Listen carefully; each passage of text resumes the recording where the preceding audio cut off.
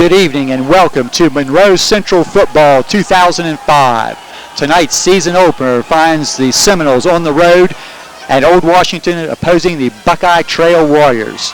Seminoles coming off a 7-3 season with a lot of new players out there and anxious to get things started. After playing Buckeye Trail at home the last 2 years, I'm quite sure the Warriors are anxious to get the Seminoles on their home turf. Monroe Central will receive the kickoff and we'll be right back with that opening kick.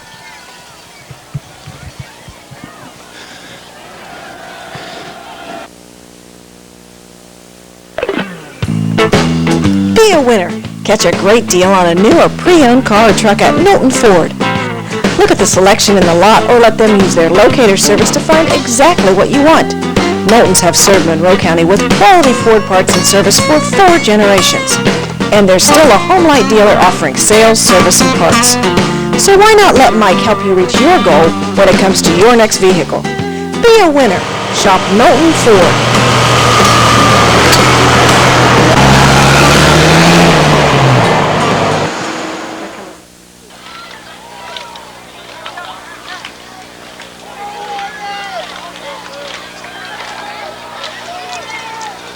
Deep to receive the opening kickoff for the Seminoles, Nick Billman, Jordan Wells, and Zach Ring. And we are just about to get underway. It's a short kick, Wells on about the 15. He'll get it back to about the 30-yard line, and that's where the first Seminole possession of the season will take place. 30-yard line. Hit by a bunch First of Warriors. and 10 at the 31-yard line. Jim Wilson and Coach will get our first snap here from scrimmage on a less than great night of football. But, you know, we've been talking for this rain, and now we've got it. So I guess the fair didn't bring the rain. Football will. Yeah, why now? Why not a couple hours from now? Yeah, we could wait. Under center, number 13 is Dexter Hughes, and we get a flag before we get the first snap of the year. That coming from the official on the near sideline here on the press box side, and it's a dead ball encroachment against Buckeye Trail. One of their interior linemen was in a hurry. A little jumpy to get this game underway. We'll try to pick out some of the personnel here for the Seminoles. You know, we're high atop the press box here, a long way off. So past experience has told me these red numbers can be difficult to read in a pretty short time. So now, 1st and 5 from the 36. Quick toss to Zach Ring. He's a sophomore getting the start at tailback, and his first carry of the night will go for negative yardage. Back to the 34, loss of a couple. In the backfield, along with Zach Ring, we expect to see number 45, Buck Wiley, and number 44, Kyle Rader. 2nd down and 7. Number 32, Nick Billman, split wide right.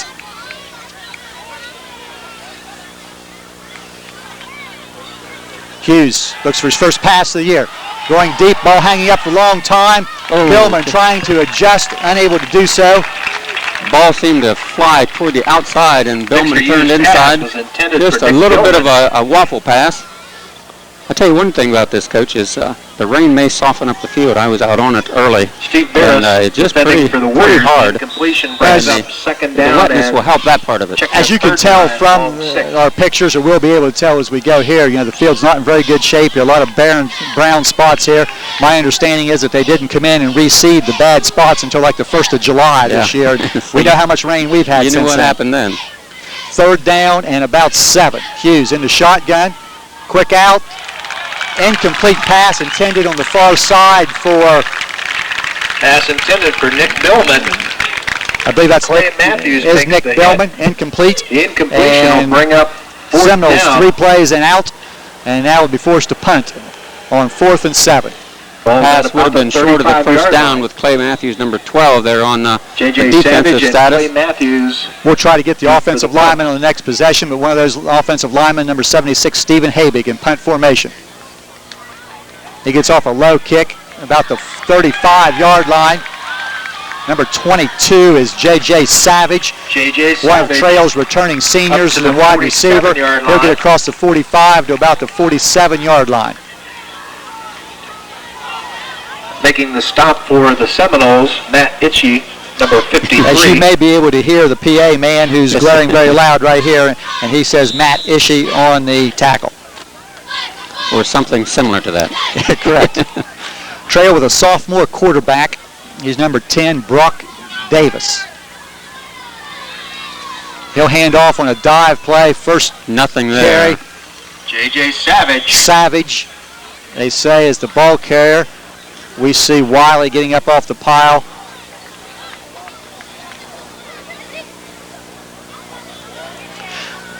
They'll give him back to the original line of scrimmage, no gain.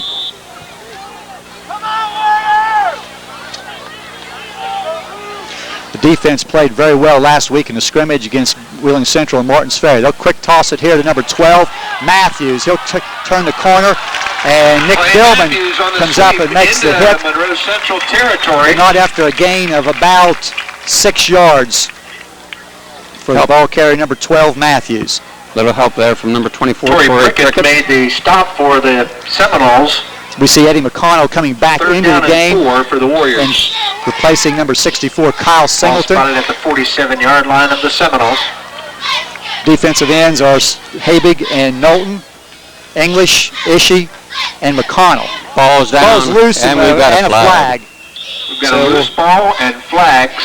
So we'll see how they uncover this. Number 33, the fullback, Dennison, Sean gets Dennison back on the recovered ball. that loose ball. And is an illegal procedure call against Illegal Buckeye procedure Trail. against the Warriors. The play went for no yards, so I imagine the Seminoles will decline this penalty. And that is the case, which will bring up 4th down and about Penalty is 4. declined, and that'll bring up 4th down and 4. Seminoles will send Wells and Bellman deep.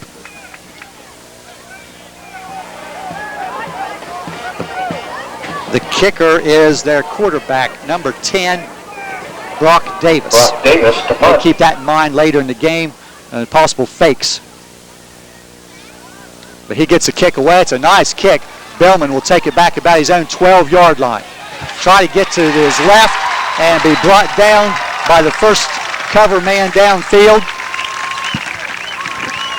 Jesse Plaster. I believe that's number on the stop. 85, Jesse Plaster. Their tight end on offense. Torrey Prickett. So both teams, 3 Return plays that and punt on their first possession. 1 yard on the return. And with all the new guys out there, Dale, got to be a lot of nerves out there these first couple possessions. Yes. 11-yard line of the Seminoles. Well, there's some definite talent on our side, and we've got a nice line this year to block for them. I look for some pretty good, pretty nice production from our running backs. They're young. Number 71, Brandon Rang, will start to play as the center. Quick This will be handoff. Wiley. Wiley, nice yardage. He'll be across the 20. He'll get a good 8, maybe 9 yards on his first carry of the game. Buck Wiley on the carry for the Celtics. Also along the offensive line, one tackle is number 72, Sam Eddie McConnell. The other Berlinski tackle, along number with 76, Clay Matthews, Stephen made the Habig. tackle. Number 77, Gain Mike of English. 9, And number second down and 53, 1. Matt Ishii, along with center Brandon Ring. The tight end is number 82, Tyler Knowlton.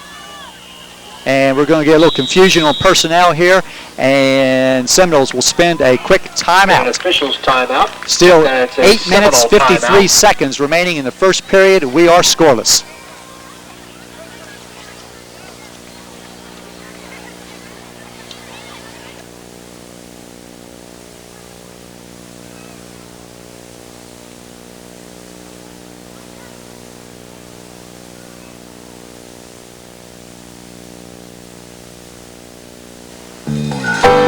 A good football team works together, helping each other to do their best. A good insurance agency works together too, showing you the best coverage for you and your family. FW Shoemaker Insurance Agency represents several companies, so you benefit from personally designed coverage for your home, autos, or business. Talk to one of their agents about all your insurance needs, including life insurance and annuities. As they continue to look out for your future, FW Shoemaker Agency is celebrating over 100 years of service. The Seminoles and FW Shoemaker Agency, 2 winning traditions.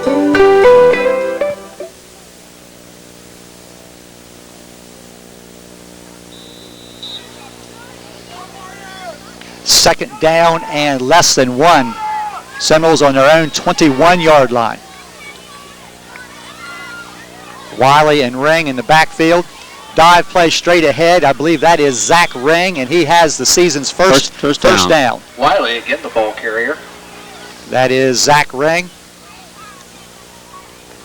Regardless of what you hear the PA man saying. Yes. Pickup of 5. 5'7", 145 pound sophomore. Nice looking young athlete. Monroe Central has a first down. And it has to help people relax and get that offense relaxed now to get that first down out of the way and try to get yourself downfield. You know, field position, first 2 possessions, not very good. Quick hitter again and no gain. I believe that is Buck Wiley, the fullback. Very little running room up the middle. He's going to be hit at the line and maybe even a yard shy of the line of scrimmage. We'll see where they place it. Looks like they're going to put it down right on the 25-yard line. No gain. There's the football right on the 25-yard line. Second down and about 11. You know, not enough rain in the area, Dale. I would think that would affect the throwing of the ball as far as the ball being wet. No. And the field's not going to be slick. Hughes trying to step away under some great pressure. The defensive end on this side, number 14, Curtis Spratt, will begin and make the sack. A loss of about 4 yards. On the quarterback brings up 3rd and 10. Spratt's a junior, 5'9", 190 pounds. In that case, Hughes trying to roll a little bit to his right, this the near side, and the time he stepped away, there was number 14 right there, and he really had no chance to look downfield for the receiver. So this brings up 3rd and long, about 3rd and some 15 yards to go. Seminoles will go with 4 wide receivers, 3 of those to the left side. Hughes in the shotgun. Dropping back, trying to set up a screen. Wiley makes the catch. Not a lot of room over there. He'll be pulled down after a very short gain of a couple of yards. Hughes' pass to Zach Ring is complete, but that's a gain of only 1. A lot of fan. J.J. Savage again on the a lot of fan activity on that one. They thought they had holding right here in front of us. Pickup of a couple of yards on the play. And 4th down once again. Seminoles will be punting. I believe that was Wiley on the reception. Habig punt formation, gets a low line drive away. It'll be caught here by number 22, Savage. He breaks a couple tackles and very nearly he gets up the middle. Savage inside the 30-yard line to the 28. Zach Burke won on the tackle. I'm sorry, there. So great field position now for Buckeye Trail on this exchange of punts. They made out very well with that return. They're going to put the ball in play now down to Monroe Central 27-yard line. Pressure on the Seminole defense immediately in this game. Just over 6 minutes remaining, midway through quarter number 1. Little mix-up in the backfield again on the exchange. Quarterback holds on to the ball. Not much room there. So great penetration on the defensive front there by, I believe, McConnell. Yeah, there was nowhere to go. I think he was trying to quick handoff, and he got caught with the ball and fell forward possibly for a yard. Eddie able to bust through there and kind of force the blockers back into the play. Pickup of maybe half a yard. Second man through. Counter to 22 Savage. And there's a nice job by the defensive end on that left side. Stephen Habig smelling that out. Stayed home and made the play. No gain on the play. As you could hear, they had me fooled all the way. I was up the line. Number 76, Stephen Habig, made the stop for the Seminoles. So now 3rd down and 9. 3rd down and 9. Seminoles will go into a 4-man rush. Justin Hogue, number 10, comes in as the extra defensive back. Trail has 4 wide receivers. Davis wants to throw.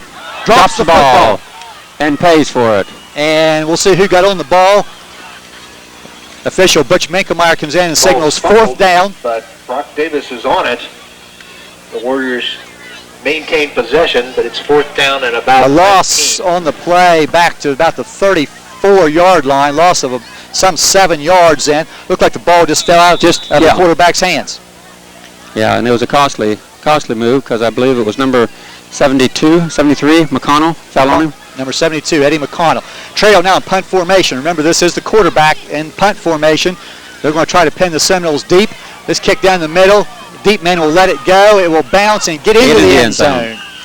So a break there for the Seminoles. This hard ground maybe helped out a little bit. The ball goes into the end zone. Seminoles will now come out to the 20-yard line, but for the third possession here, Dale, in the first quarter, field position not very good. And you can see the falls rolling in the monitor there, Coach. It's that's going to become a factor as the night goes on. It very well could be. I can remember a few nights being down at Shenandoah and fog has rolled in over the field over the years, and hopefully we don't get to that point here where it becomes difficult for people to see. Football is here in the press box. Come and get it. Wishbone formation now. Hughes under center. There's some movement again by one of the Buckeye Trail linemen up front, and I believe we're going to have defensive encroachment for the second time in this game on the Warriors. Coach, this is a beautiful field platform that we're on above the press box, but they played all right here behind these speakers. Between that, so I haven't been able to see. And we get down the other side here. We've got some umbrellas and some people there. It's going to maybe cause us to move around a little bit. We've got a lot of room to move up here. A lot of room. First down and 5. Same formation. Movement. Movement again. No flag this time. We got back. Hit at the line. This is Ring. Clay Matthews was on that pile. I don't know who was underneath. Zach Ring. No gain for Zach Ring. Seminoles. Stopped by Clay Matthews and Keith Carpenter. There you see along the offensive line, see number 64, Kyle Singleton, now in at the tackle position on the right side. From scrimmage. I believe that would be in place of Eddie McConnell for this possession. Hughes wants to throw. Quick out. Incomplete. Incomplete. Intended for Billman on the far side. Pass intended for Nick Billman. Not much happening here offensively here in the early going. It reminds me a little bit of the game last year over at our place, which was very low scoring, not a lot of yardage, but Seminole was able to take advantage of a couple of breaks and get on the board and win that opener a year ago. Third down and 5. Hughes will now drop into the shotgun. He has 4 wide receivers. Wiley is a blocking back beside him. Hughes looking downfield, going down the middle, and the ball is overthrown. Intended for number 24, Torrey Prickett. Defended by number 3, Bon Zaleski. And Seminoles not able to hook up on the passing game downfield. And for the third time tonight, Seminoles will be forced to punt. Back deep for the Warriors once again. Hopefully a little better field position on this time. We got Clay Matthews and number 22, Savage, back standing at the 45-yard line. A nice return last time by the Warriors. Hopefully Stephen can get the kick away here. We get a flag prior to the snap, and I think this one may go against the Seminoles. There may have been some movement up front, and that is the case. Seminoles moving back. They look at procedure. That will be Monroe Central's first penalty of the game. The head referee tonight out of the OVAC is Butch Minkemeyer. They are assigned by the Wheeling Board. So Habig now back inside his own 10-yard line. Gets the kick away. This one will hit and get a little roll maybe back to midfield. Matthews will now pick it up. 48-yard line. He'll step away from a couple of people trying to get to the outside. And we get a flag down, and that's going to come back. Just as Tyler Knowlton was getting ready to make the play, I believe he took a block in the back. And it appeared that should be the case. To the 40-yard line, but Matthews doing a nice job stepping away from a couple of tacklers, but I believe this is going to cost the Warriors some very precious yardage, and it is a holding call. And from the spot of the foul at the 43-yard line, this will take Buckeye Trail back into their own territory. So maybe those yards will help turn this field position, which has been Buckeye Trail's advantage here in the first quarter. 3:21 remaining, quarter number 1. Holding penalty against that is the holding. The flag went right in the area where Knowlton was getting prepared to make the tackle. 44-yard line of the Warriors. So at the 43-yard line, Buckeye Trail, now 1st and 10. 2 possessions, 2 punts for the Warriors, 3 possessions, 3 punts for the Seminoles. Davis wants to throw, going downfield and overthrowing. Wells, the defender, against Savage, and it looked like pressure inside, number 77, Mike English. And I believe he delivered a pretty good hit there on the quarterback just as he delivered the ball, and that may have been part of the reason why it was delivered a little high. And if you can get a good legal hit in on a young quarterback early in the game, you best take advantage of that, and that may have him looking over his shoulder later on. May change the whole complexion of this. But do make sure it is a legal hit. Hand off, second man through, this Savage. Number 12, I think. 12, Matthews. Kyle Rader, number 44 on the tackle, along with English. Gain of about 1. A yard for Matthews on the play. Kyle Rader and Mike English make the tackle for the Seminoles. Something scary there, Dale. I called the same names as the PA man called here in the early going, so that has me concerned. Quarterback Davis is now in the shotgun. High snap. Time he pressure and still completes delivered. It's well short of the first down. Right about the 50-yard line. Jordan Wells will make the tackle against the receiver, number which is 11. number 11. Steve Barris. Davis passes. But again, the quarterback took a pretty good hit as he delivered that ball. That's a very short gain there, about 5 yards. That is the sophomore Davis's first completion of the night. Punting, Chris Leisure with some pressure. Nice kick back to about the 12-yard line. That is Wells. Nice move by Wells. Get across the 30, still on his feet to the 35-yard line. Couple really nice moves by Wells. The junior, Jordan Wells. About a 20-yard return, maybe a little better than that, as he's going to get the ball back over the 35 to about the 36-yard line. And I believe, Dale, this may be the best starting position by the Monroe Central offense here in this first quarter. I believe you're right. 1:56 remaining in quarter number 1. We are scoreless. Buckeye Trail yet to record a first down. Monroe Central has recorded but 1.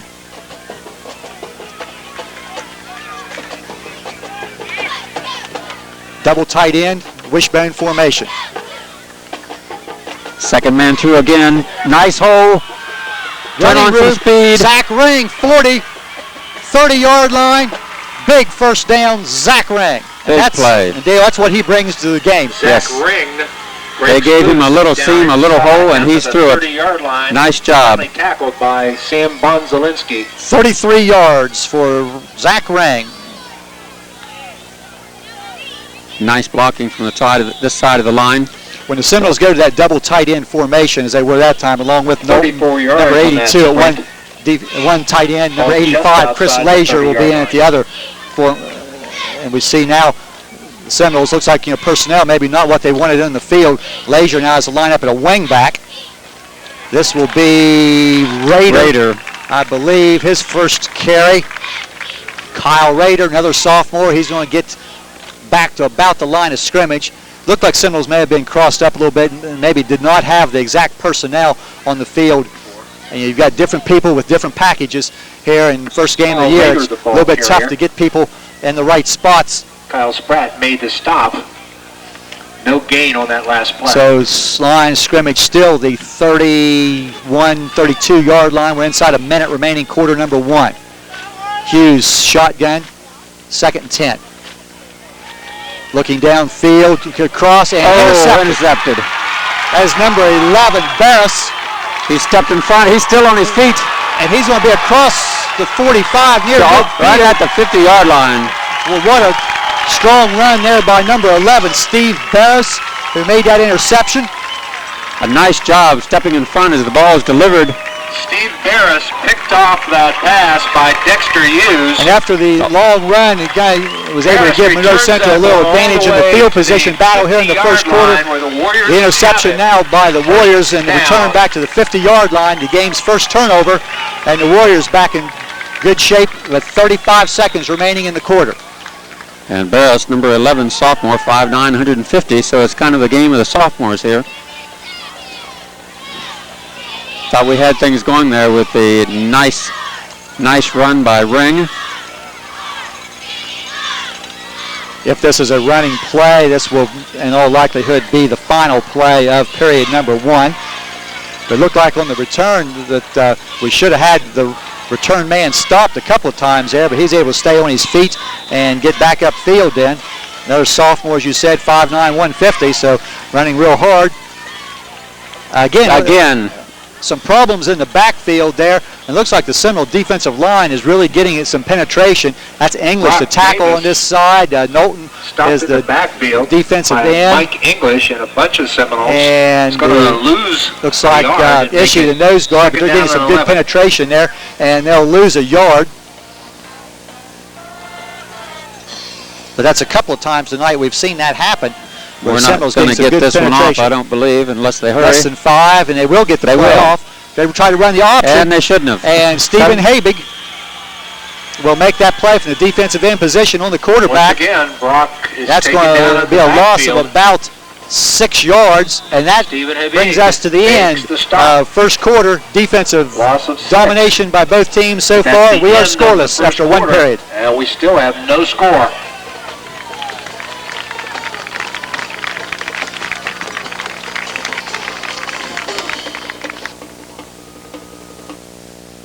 Emergencies happen 24 hours a day. When seconds count and options matter, you need access to a facility close to home. An emergency room in a hospital with a direct link to Ohio State University medical specialists. Doctors and nurses there for you 24 hours a day. The emergency services at Barnesville Hospital are ready when seconds count. What option will you choose? Urgent care with limited hours or 24-hour care from an accredited hospital? Barnesville Hospital Emergency Services.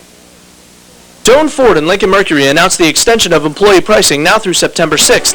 Enjoy pricing on all 2005 model Ford and Lincoln Mercury cars, SUVs, trucks through the F-350 and E-Series through the E-350, plus selected 2006 models, and you keep the rebates. Check dealer for details. Employee pricing going on now through September 6th at Doane Ford Lincoln Mercury, exit 208 off I-70 Morristown, Ohio. The Valley's state-of-the-art facility. Excludes Ford GT, Mustang, and Escape Hybrid. I'm not buying till I check Doane Ford. Second. Period number 2, 3rd down and 16 for the Warriors. Davis will run a draw to number 12, Matthews. His gain will be short. I see on the draw. Number 24, Prickett was in there along with Knowlton also. And Buck Wiley, I believe. Knowlton make the stop for the Seminoles. About 3 yards probably on that play. 13. And Buckeye Trail once again will be forced to punt. Davis deep. High kick. It's short. And is fumbled, and not sure. Looks like everybody's jumping up and down with blue uniforms. Billman. The Warriors are on it. Wow. Looked like Billman come up and tried to make that catch, and looked like he was able to fall on it, but that is not the case. The Buckeye Trail Warriors will come up with the ball. The second Seminole turnover. And this one extremely costly because that now gives Trail first down now at the Monroe Central 28-yard line. Just underway, period number 2.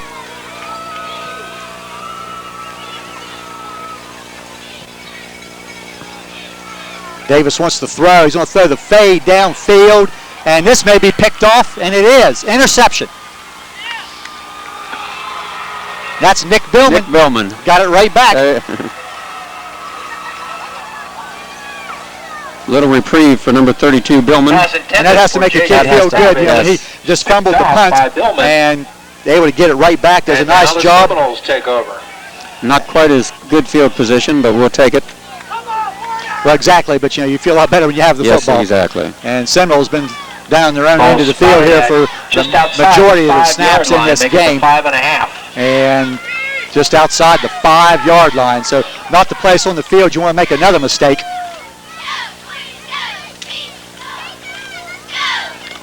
Second man through. This nice is hole. Ring. He'll get across the 10, Zach Ring. Pretty nice pickup. Nice gain on first Nick down. Billman, the ball carrier. stopped by several Warriors. They're down at the 12-yard line. Gain of 6, second down and 4. So a couple gains here.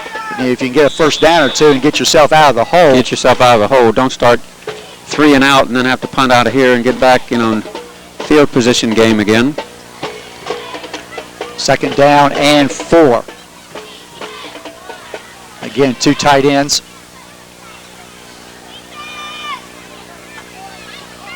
Second back again is Wells. He'll be across the 15 near the 17. Should be a first down. First down, yes it is. Jordan Wells' first carry, I believe, of this game. He'll get about 5 yards. Kinder made the tackle for the Warriors. Result of the play at first down. So start to work yourself out of the hole. There, that interception. Put the ball at the 17-yard line now. Right at the 10-minute mark.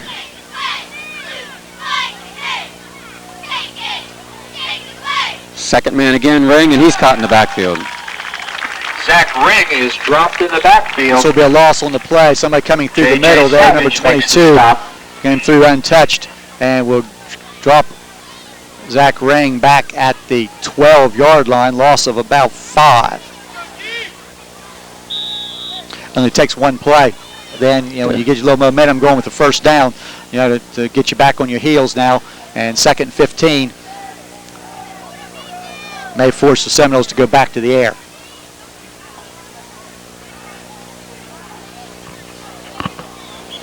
We get whistles. We'll stop again. the play from the far side. And again, we'll see as I was not seeing on the far side there. Looks like the Warriors are backing up. And there's another 5-yard penalty. So they give us some of those yards back. Moves the ball up to about the 18-yard line. There's been a lot of movement on the defensive front. And one thing I know a quarterback can do, and I don't know if he's able to do this or not, is change his cadence and force those guys to jump a little bit. And that's about the 3rd time we've seen Trail do that tonight. Second down and 9. High backfield, and second man again, and he's covered up. Lots of blue jerseys. And there may be another fumble, and no signal from the officials. And now we do. Yes, they are. Zach Ring, the ball carrier, 14. but it came loose, and the Warriors got it. Number 14, Spratt, a junior, 5'9", 190 pounds. Recovered by Curtis Spratt. And the Seminole defense now be tested again. In trouble once again. Ball at the 15-yard line. 3 Monroe Central turnovers.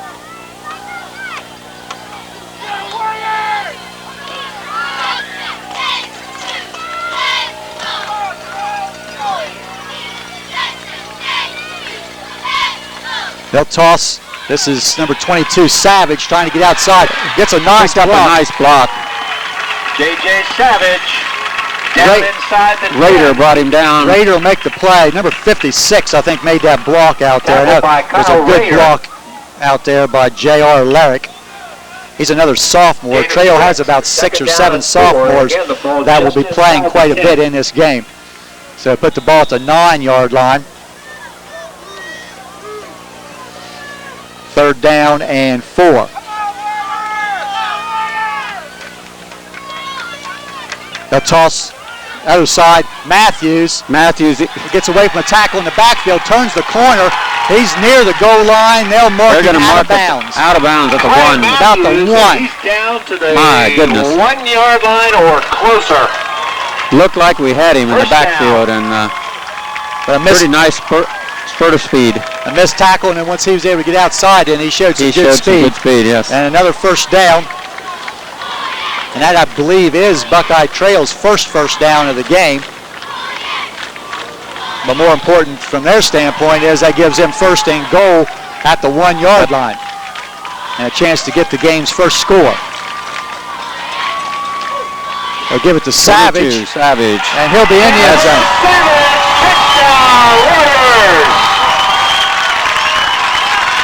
First score of the evening coming for Buckeye Trail at the 8-minute and 7-minute 8 minutes, 7 second mark.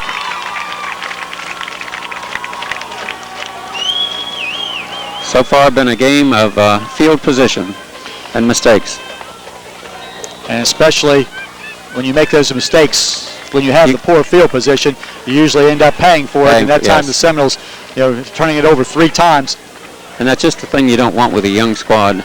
And we've played less than a quarter and a half. Jimmy Olden to hold Number on the 12 is Matthews. He'll try the extra point. Kick is down and wide right. The kick is no good, but Buckeye Trail has scored first. So on 8:07 left. On our Barnesville Hospital scoreboard, 6-0 in favor of Buckeye Trail. And the rain hasn't stopped and the mistakes haven't stopped, so we hope to get this thing turned around. I think what has to be a little bit disappointing from the Seminole standpoint is the fact that in the first scrimmage last week, the offense really moved the ball well, and then didn't do as good a job in the second scrimmage, and has really had trouble. Only 3 first downs by my count here in the early going, and really only 1 big play, and that was a big gain by Ring. One of the other first downs was helped set up because of a Buckeye Trail defensive penalty. But still 6-0, a lot of football left to play. We're not even midway through period number 2 yet. Wells will go deep on our near side with Billman in the middle, and I believe Ring, on the far side. Second row here includes Leisure on the near side, Wiley in the middle, and Raider on the far side.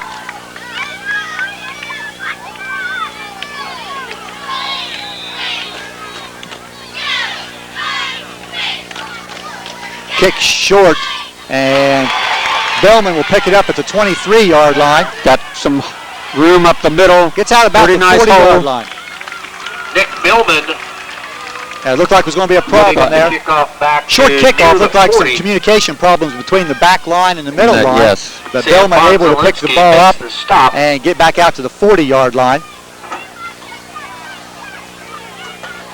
Ball right at the Seminoles 40. need to put those mistakes behind them now and show that they can gain a little bit of yardage here.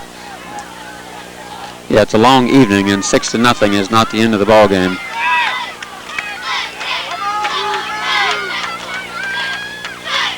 There's a little counter. Raider, I believe, isn't it? Nice gain on first down. Buck Wiley. Buck Wiley's going to get about 7 yards on first down.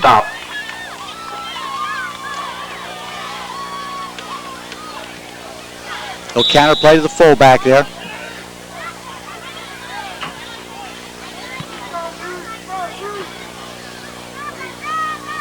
Second down, and we'll call it a long 3.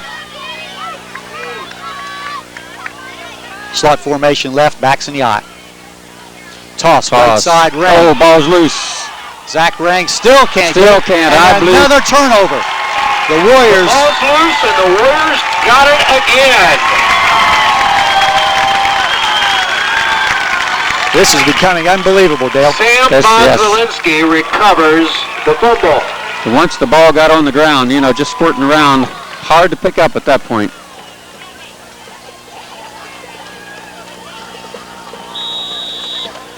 Four turnovers from Monroe Central, 3 by fumbles, and there's nothing frustrates a coaching staff more than fumbling of the football. I don't know whether you could see it in the screen or not, but Coach over there throwing his papers, very, very frustrated on the far side. And you'd like to be able to say, bad weather conditions, but this drizzly rain, that ball really should not be that wet. I would not think. Oh, a halfback pass. Matthews wants to throw it. Now a lot of pressure. And he's gone down. He's gone down, yes. And a whole bunch of Seminoles, but I think Matt Ishii may have been the first player there. Back at the 40. It's going to be near a 10. They're going to put him back at about the 42-yard line, which is going to be about a 12-yard loss. But that was, as you called, Dale, going to be a halfback pass. That's a loss of about 15 yards. Again, Seminole defense really has done a nice job in this game, and they did a good job there. And Buckeye Trail will now spend a timeout. 6:36 remaining in the first half. Buckeye Trail 6, Monroe Central nothing. Did you take that Y in the road and finance your vehicle at another financial institution? Drive your auto loan back to Ohio Valley Community Credit Union. And we'll give you $100 cash. Hurry! This offer is for a limited time and certain restrictions apply. Visit our loan department in Hannibal, Woodsfield, St. Clairsville, and Marietta. Ohio Valley Community Credit Union. When we first opened our doors in 1929, Marietta Memorial Hospital marked the beginning of a commitment to healthcare in our community. From the start, the vision of compassionate care has been the standard for all that we do. Through the years, Marietta Memorial has been a leader in our community with advancements in both patient care and technology. As we celebrate our 75th anniversary, we continue that commitment, working to make a measurable difference in the health of the community where we live and work. With 6 minutes, 36 seconds remaining in this half. Big defensive play there on first down. Now it puts Trail in second and real long situation. They'll give the ball to number 12, Matthews. He'll be brought down by McConnell. Short gain. Eddie McConnell made the tackle for the Seminoles. Pickup of about a yard. Gain of about 3. They have it marked on the board. Third and 25, but it's a long way to the first down marker.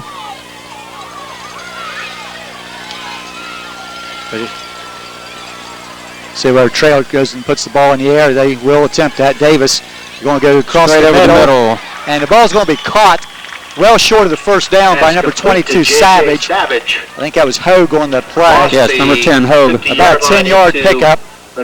Again, well short of the first down. Going to make it about 4th and 10, 4th and 12. So that big defensive play on first down forces Trail into a punt situation. 5:35 now before halftime. Again, Bellman and Wells, I believe, still deep. Kick is short over toward the sideline. It's going to hit.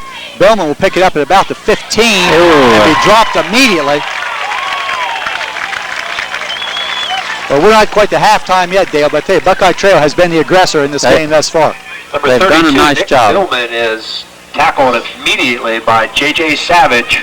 Bellman able to get back out to about the 19-yard line. Ball spotted inside the 20. And we haven't been able to field a punt yet this evening, to get any kind of position with it. And so we're deep again in our own end zone, or in our own area, end. Just shy of the 20-yard line. 5:20.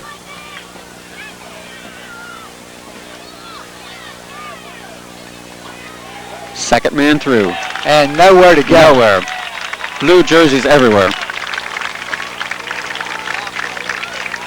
That is Zach Ring once again. He'll be stopped short of the line of scrimmage.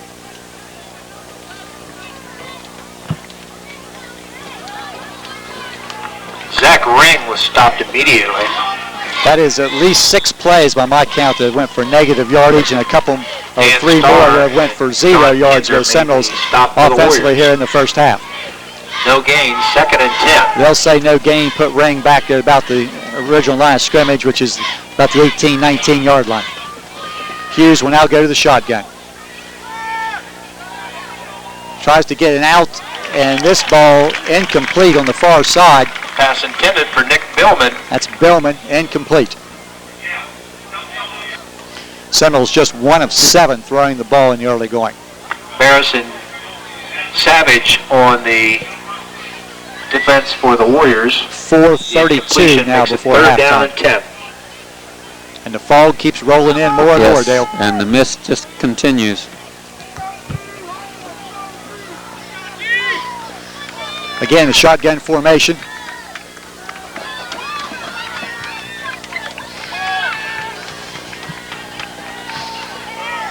Looking deep. Steps up, going long. Oh, just overthrown. Bellman again, intended receiver. And he had a step on the Pass it out for pattern Billman. and go, but just not able to make connection. He was there. The ball just seems to be sailing this Incompletion evening. will bring up 4th down.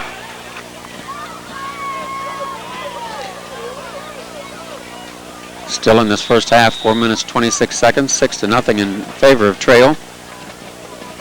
Stephen Habig, once again, punt formation. And a bad snap from center, back into the end zone.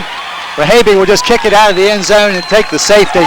And Buckeye Trail gets 2 more points. That snap and over that's the same as another turnover. Kicked out of the end zone, and that'll be a 2-point safety for the Warriors. That coming at 4:24 left before halftime. So our Barnesville Hospital scoreboard will change, and not the way we wanted it to, 8-0 in favor of the Buckeye Trail Warriors now, with 4 minutes, 24 seconds remaining in this first half. And Buckeye Trail gets the football as Monroe Central will free kick from their own 20-yard line. Very unusual play, very, very bad play. Now, Coach, we have Briggsy over there holding an umbrella. We should bring him over here. And it's good to see Coach Briggs able to be here tonight up on top there, and son Chad holding the umbrella, trying to keep Dad dry.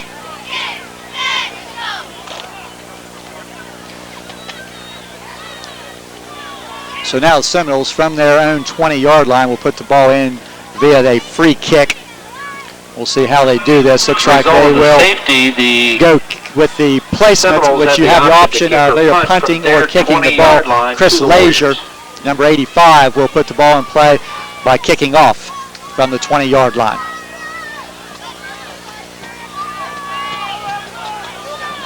And the first half, Dale, just about anything that could go wrong has. Has, yes. And we've given them ample opportunity. Field position, and they should have good field position again here. Ball on the 20-yard line, 4:24. To kick off for the Seminoles. Lazier's kick high will come down about the 35-yard line to Matthews. He's now going to try to get to the outside, cut back to the middle, where he'll be pulled down. Clay Matthews across the 50. Mikey Habig and Martis Stevens on the Warriors will take it over. Tackle. With a little better than 4 minutes left in the first half. Stevens makes the Buckeye Trail in Seminoles. excellent field position once again.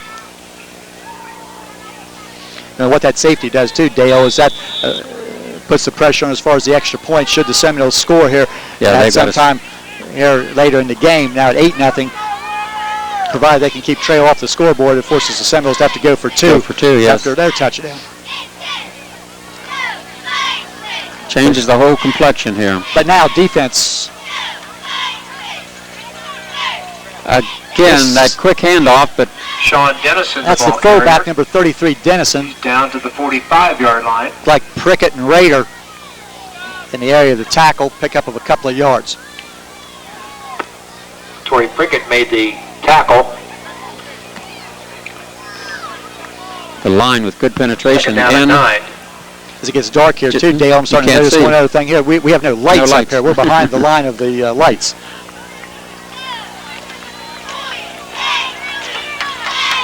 Second down and 9. Toss this side, Savage. Flag down. And this one, Savage gets first down yardage, but where the flag was thrown, this undoubtedly is some type of a blocking violation, probably holding against the Warriors. Cole Lewis making the stop. And a block in the back. Illegal use of hands, I believe, is the signal there by the officials. This holding against the Warriors. Take the ball back from the point of the foul, which is about the line of scrimmage. The spot on the foul, which was the 47. 10 yards back to the penalty. 43. And when Monroe Central's hurt herself with turnovers, that's at least the 5th penalty on Buckeye Trail in this game. Check that. The penalty was a block in the back.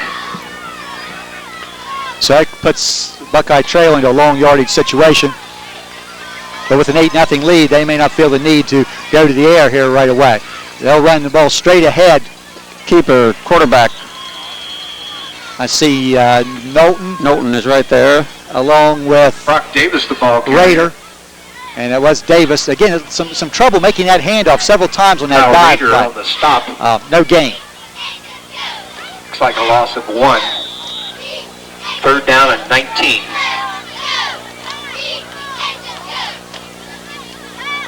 Third down and 19.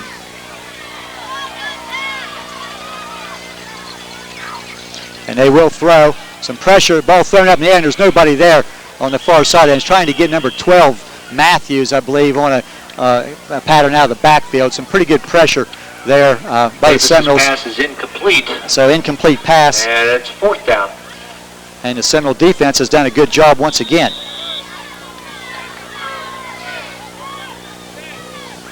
We're at the 2 minutes 37-second mark. Yeah, I have Buckeye Trail for about 20 yards of offense in this game. There's not been much either direction. And here may be a break for the Seminoles. The punt off the side of the foot, and that's going to go out of bounds at about the 40-yard line. 40-yard line. 41 he's standing. Only about a 15-yard kick there. So that may be the first bad thing other than a penalty that Buckeye Trail has done tonight. So with 2 minutes 32 seconds remaining on the Barnesville Hospital scoreboard clock, Seminoles will now try to do something here. They have 2 timeouts remaining from their own 40-yard line.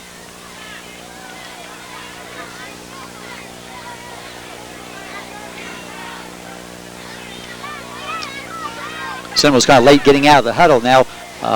Play clock, which is in each end zone now inside 10 seconds to get off a play. Looking to pass. Hughes on first down, tries to step away for some pressure. Now and he's got some room there. Dexter Hughes across midfield. He may have a first down. Stepping away from some pressure. Hughes on the and that will be an 11-yard pickup for Hughes. Plaster makes the tackle. And first down. Central moves inside the 50-yard line to the 49. How many first down for us? I have 4 first downs, and that being the second biggest rushing play that the Seminoles have had in the game. And it was a designed pass. Again, Hughes in the shotgun. Time becomes a factor now, about 2 minutes remaining in the half. Wants to throw again, has some time, going downfield for Wells. Oh, knocked away at the last second. By, I believe, number 11, was it not? Correct. Pass intended for Wells. Yeah, number 11, Barris, who had an interception earlier. They would get a hand on the ball intended for Jordan Wells. And it's 2nd down and 10. 2nd and 10 now, 1:56 on the clock, first half.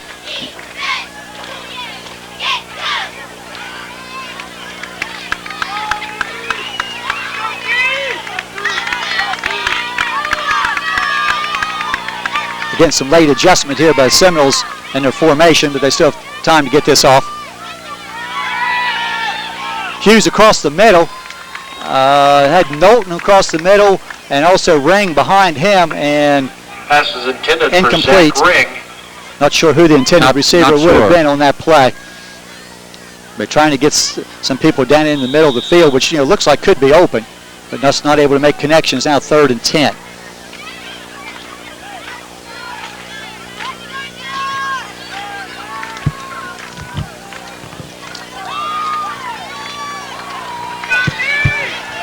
Again, some formation problems with the Seminoles. Now Ring comes to the left.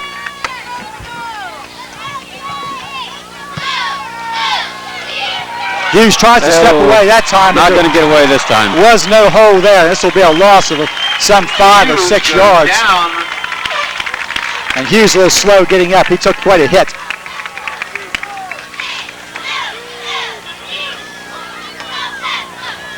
And the Seminoles will have to punt the ball away. Chad Kinder, along with several Warriors, on the sack. And that's going to make it 4th and 15. So Stephen Habig once again punt formation. This time a good snap. Kick away, and that may be Habig's best kick of the night. Nice kick, yes. Taken down at the 22-yard line by Matthews. He'll be brought down in the middle of the field. Leisure. Matthews on the return along with Cricket. The 30. Yep. He'll be about the 31-yard line. Chris Leisure. They'll still have a little over 1 minute here, 1:05. Seminoles. remaining in this first half. 105 in the first half, Warriors with the ball. With that 105 remaining and an 8-0 lead, I would look for Trail not to do anything too fancy here. They have 2 timeouts remaining, but unlikely that they would use one, barring a big play of some type here. And we're going to get a stoppage of play. And I believe Buckeye Trail may have used a timeout with some problems in their formation. A lot of jumping around there. They're not knowing exactly which direction to go.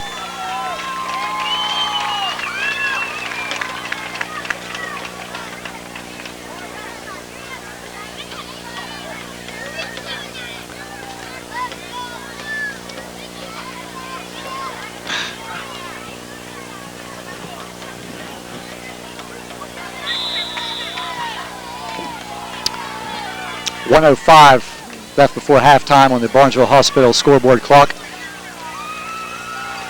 Trail 1st and 10 at their own 30-yard line. They'll run a dive play just straight up the middle to number 22, Savage. Has not been a pretty play. For some reason, they just don't get the handoff clean. Only a couple of yards. What the Seminoles have done defensively has been very good again tonight. Just unfortunately that the turnovers have put the defense into a very terrible field position. 8-0 Buckeye Trail. Now 35 seconds on our moving clock. Trail obviously in no hurry. There's a dive play to the other side. Matthews will get to the 40-yard line. Close to the first down. Just short, I believe, of the first down. Yeah, you'll mark it inside the 40. And the clock running down now, and the Warriors will not have to take a snap as we're inside 10 seconds. And we are at halftime on the Barnesville Hospital scoreboard. Reads Buckeye Trail 8, Monroe Central nothing. 8-0 over the Seminoles.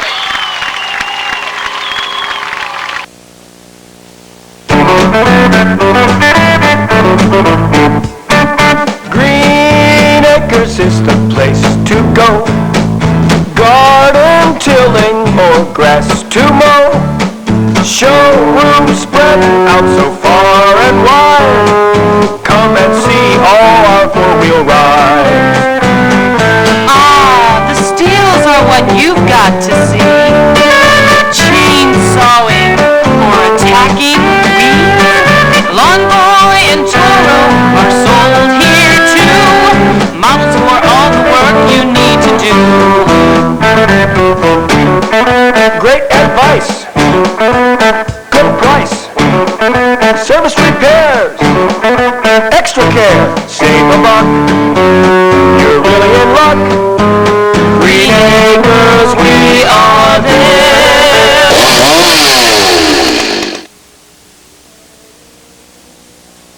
Students are able to get a very good education, gain some valuable experiences, and they don't have to leave or go far away to do it. Whatever I wanted to do, I could go down to Athens and everything would transfer down.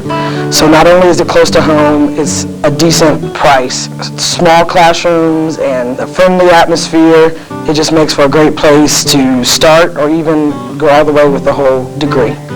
Ohio University Eastern. It's a new day.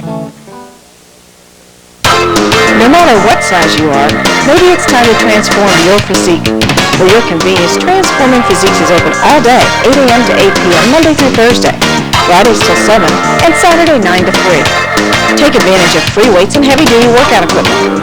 For expert advice, call trainer Jay Abel to schedule one-on-one fitness training. Aerobic classes will be starting in September. Adult, student, and family memberships are available at Transforming Physiques Fitness Center and Tanning Salon.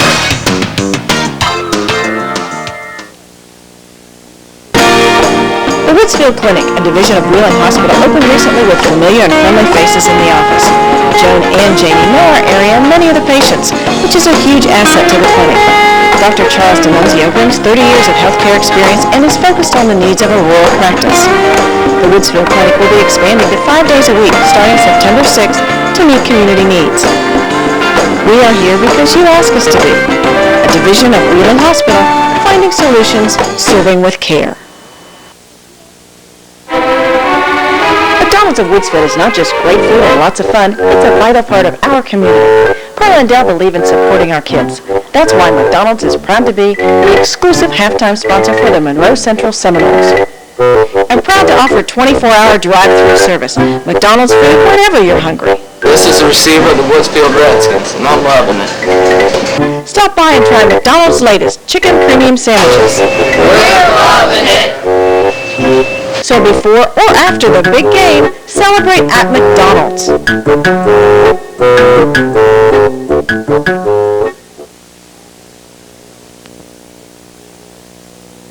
On the Barnesville Hospital scoreboard, the halftime reads Buckeye Trail 8, Monroe Central nothing.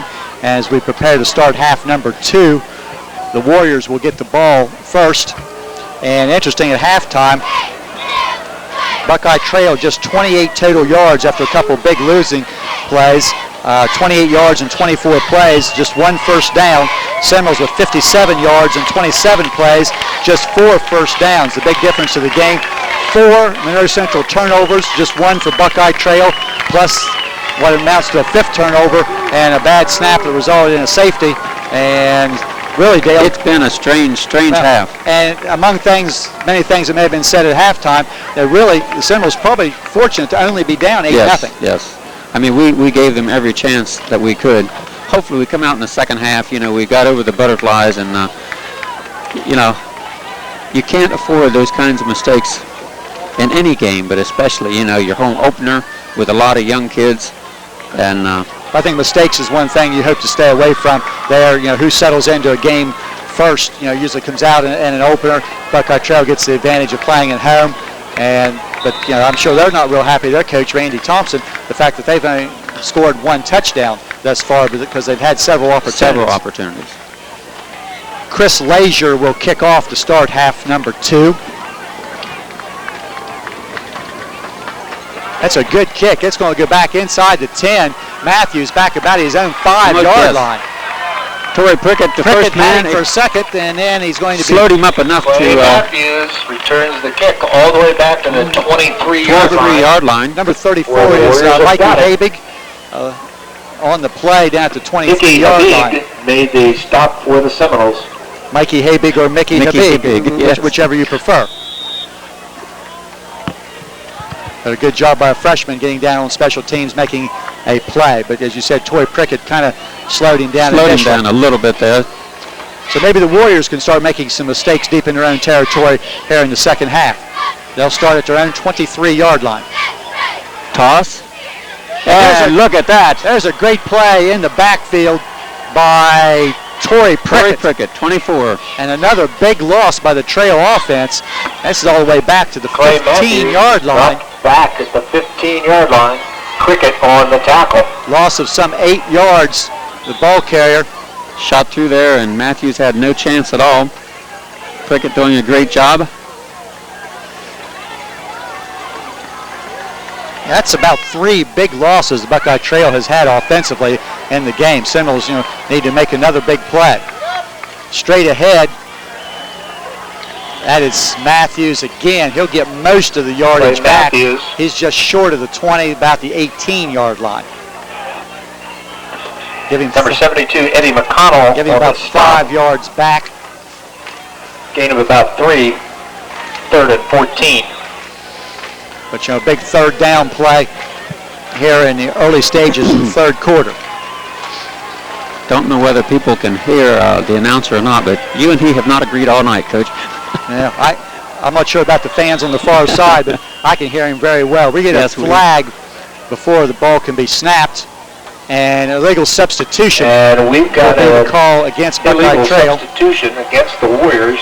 Now, we've seen several problems with getting alignments right, but that's our first illegal substitution of the night, and wouldn't be unusual to have a couple of those during the course of the early season, as you're still working on certain personnel for certain packages. But here, Trail now will be back at their own 13-yard line. They need all the way out to the 20 or the 33-yard line for a first down. They'll run a delay. This is nice hole up the middle, Matthews. But he'll be stopped well short of the first down. Play Matthews on the draw. Hogue and Lewis on the tackle. He'll get all the way out to about the 28-yard line. Bring Lewis up made 4th the and tackle. 6. Gain of 14, but it's short by 5 yards, and the Warriors will drop back into punt formation. Brock Davis. But this whole possession defensively keyed by the big loss on the first down play. Davis, punt formation, gets another kick away over toward the side. It's going to hit. It's going to get a good bounce. Wells will pick it up and have nowhere to go. And this is going to turn disastrous because there's going to be a flag for an illegal block on the Seminoles right there.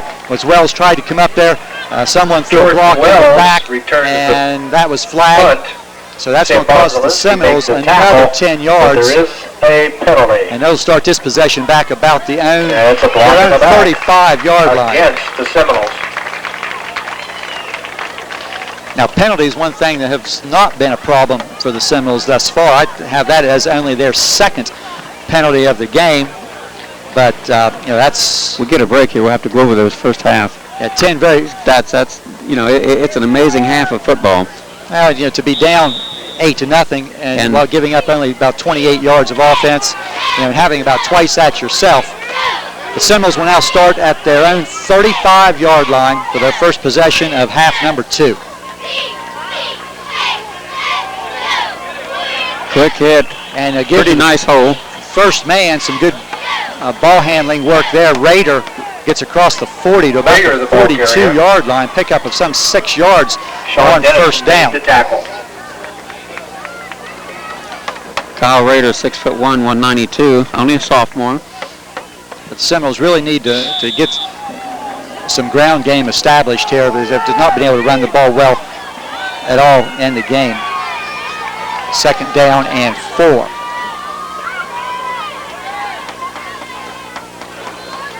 They'll go right up the middle. Up the middle again, Raider. And very near first down. They'll mark him right at the 45-yard line.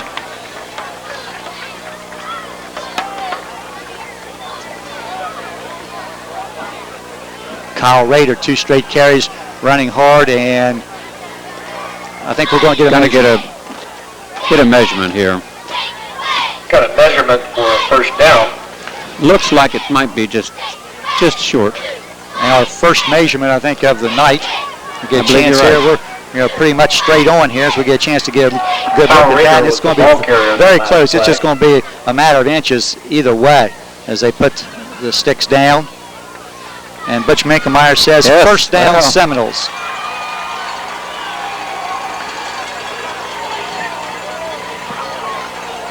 First down by the nose of the ball. And probably one of the oldest cliches in the book is the first possession of the second half being one of the biggest possessions of the game. Seminole defense doing a job stopping. And now posting a first down, but they need to be able to get another first down or 2 and get the ball to the end zone. Ring again. And nowhere to go as there's 2 blue-shirted Warriors in the backfield. And Zach Ring had nowhere to go, and he's going to lose a couple of yards on that play. Zach Ring, the ball carrier, stopped by Curtis Spratt. This trail defense, you have to give them some credit. They've not given up a lot of yardage in the game, being very aggressive, and their outside people have done a nice job, except for maybe one play. So, they've done a good job, and forced the turnovers. And after a couple of nice holes for Ring, we thought maybe he was going to get some running room. They certainly shut him down to this point, 8 minutes, 10 seconds. Back to pass. Got a man. Going deep downfield. Incomplete. Just over the outstretched arms. Well, you've run the ball 3 straight plays to start the second half. And you go off a little play fake, hoping to suck the defensive backs up there. Billman had a step, just not able to make a connection. The passing game just really, has struggled tonight. And what we hope is going to be a strength as the year goes, and I'm sure it's going to be. It will be, yeah. Just the timing is not there yet. We've just been out of the, just a little bit high. Ball seems to be sailing a little bit. But a loss from scrimmage and incomplete pass, but the Seminoles in a third down and long. High formation, looking to throw again. Wants to throw. Drop it off on high. Incomplete. And everything seems to be a little bit high. Raider, I believe, is the intended receiver. Intended for Raider. And what looked like a promising start with the 2 carries and a first down. turns around in a hurry, and we're going to see yet another Seminole punt. They'll put their two main backs, Savage and Matthews. Deep. Habig to kick.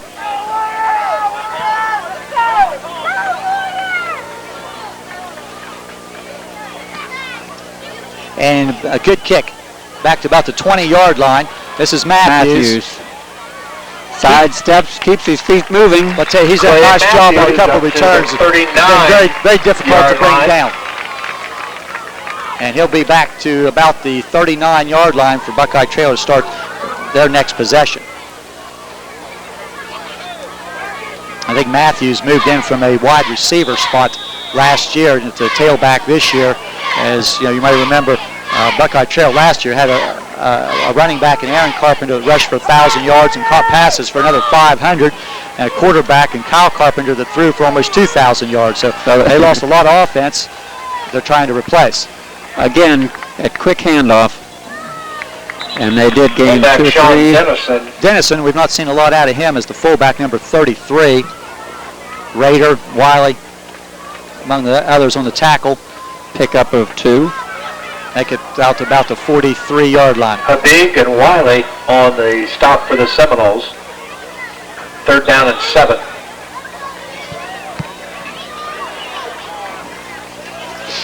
Second down and about 8.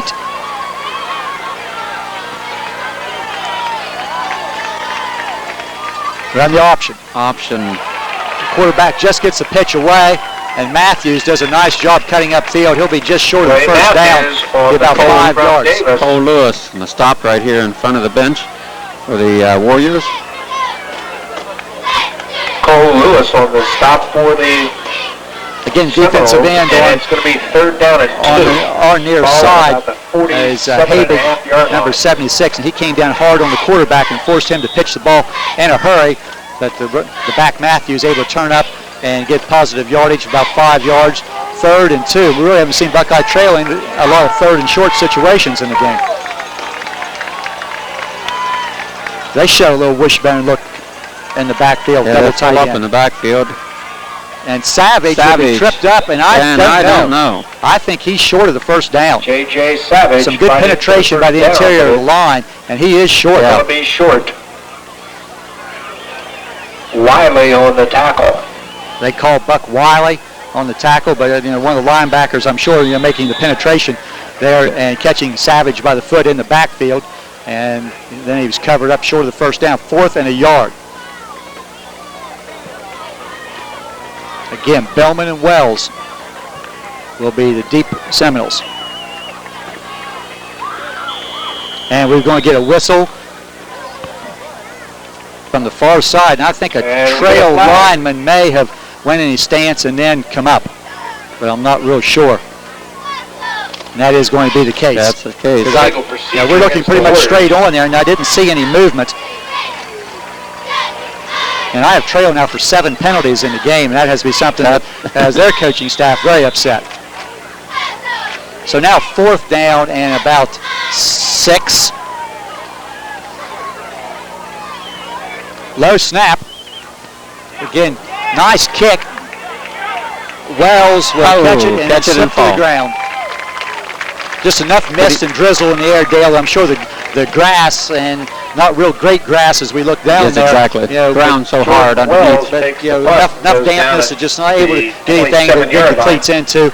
And Wells, importantly, caught the football in the air. But he did step up and catch it this time. And that's something that you need to do if you're a deep secondary man or deep returner, is catch the ball on the fly. And the Seminoles have not done that a couple times in the game. Midway through period number 3, it still is 8-0 Buckeye Trail on the Barnesville Hospital scoreboard. Ring again, and there's nothing there. Nowhere to go. He'll get back maybe to the line of scrimmage. Nick Billman is stopped in the backfield. Daniel Starr, along with several Warriors, meet him, and it's no gain.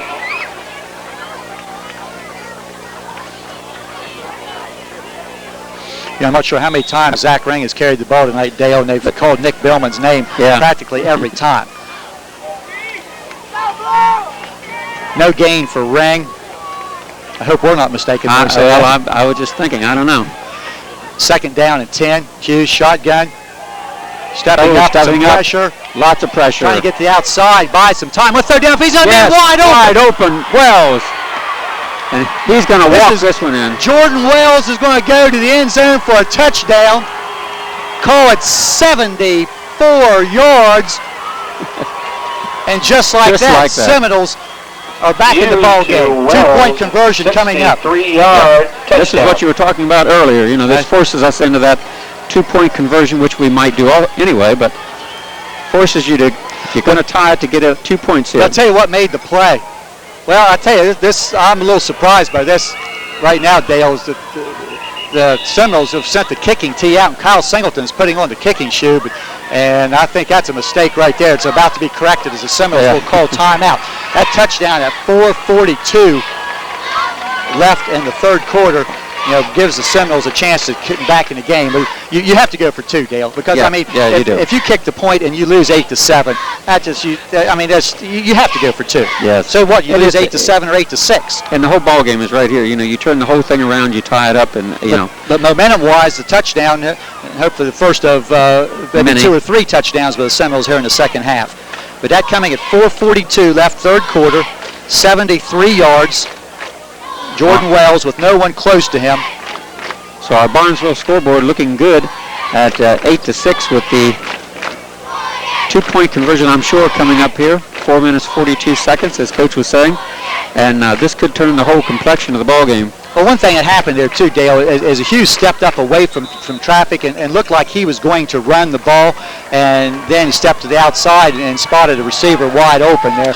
But I'm sure when he started to run there, the defensive back started to come up, and that's a mistake by the defensive back. And Wells, all he had to do was catch it and finish it, and gets the end zone. So now, Seminole offense back on the field after the timeout, and they will go for 2 and try to tie this game. Slot formation to the left. I backfield. Wells in motion right. Toss. Ring. Right side. Cuts back. Nice hole, but he's short. Again, good penetration. I'll tell you, several times tonight, number 14 on that far side has done a good job and has been in the backfield. He did a good job again that time as he tripped up the line in the backfield. So at 4:42 left in the 3rd quarter, Buckeye Trail keeps the 2-point lead at 8-6. But Seminoles on the board, and that's the important thing at this point in time, as you've been able to make a play by your offense, something that they've not done very many times here in the game. Well, hopefully this turns the tide a little bit. A big play early yet, 4 minutes 42 seconds in this 3rd quarter. Unless I've missed something along the line, I still have Buckeye Trail for only 1 first down in the game. They've had a short field to work with for their touchdown drive and then benefited from the safety. And right now the difference of the game, of course, being the 2-point safety. But that's neither here nor there, but great play there by the Seminole offense to take advantage of a mistake in the secondary. Hughes connecting with Jordan Wells on a 73-yard touchdown play. And we were looking for highlights, and here we got one. Yeah, finally get a highlight. Finally get one. Hopefully the first of many here in the second half. That's right. But I think you mentioned there, Dale, momentum-wise now, too, that's a big change. If the defense can come out now and stuff the Warriors as they've had most of the night, then and turn things around here and keep that momentum on their side. Leisure to kick. Line drive, kick, is nice hit, and it's going to go to the end zone for a touchback, and that's step number 1, touchback by Chris Leisure on the kickoff. The Warriors will put the ball in play at their own 20-yard line. And boy, what a weapon that is. Yes, it is. Kick goes into the end zone. We talked a little bit Warriors will have it at their own Thursday 20. night on Coach's Corner show about how effective Curtis Merrick had been the last couple of years with his kickoffs. How we were looking for somebody to come up and take that position. So and before that, a couple of years back from that, Michael Joris did just a phenomenal job. Tremendous job, yes. I saw Michael Joris and Josh Ishii are here tonight. They got to practice up at Mount Union. Hopes that Michael Joris will be the starting quarterback for Mount Union this year. Wow, wouldn't that be a great thing? There we are again with that mix-up handoff. They're just not clean at all. They're trying to hand the ball back to the fullback there, and they did it well once earlier. I'm not too sure whether they're not spaced right or something. They're just not. They're not getting that handoff. And no gain. By the center of the Monroe Central line.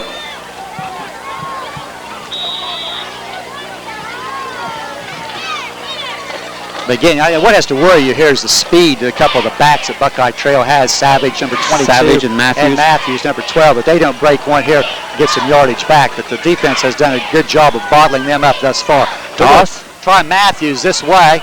He'll cut back from behind. And I believe that is 1-yard line. McConnell with the tackle from behind after Rader.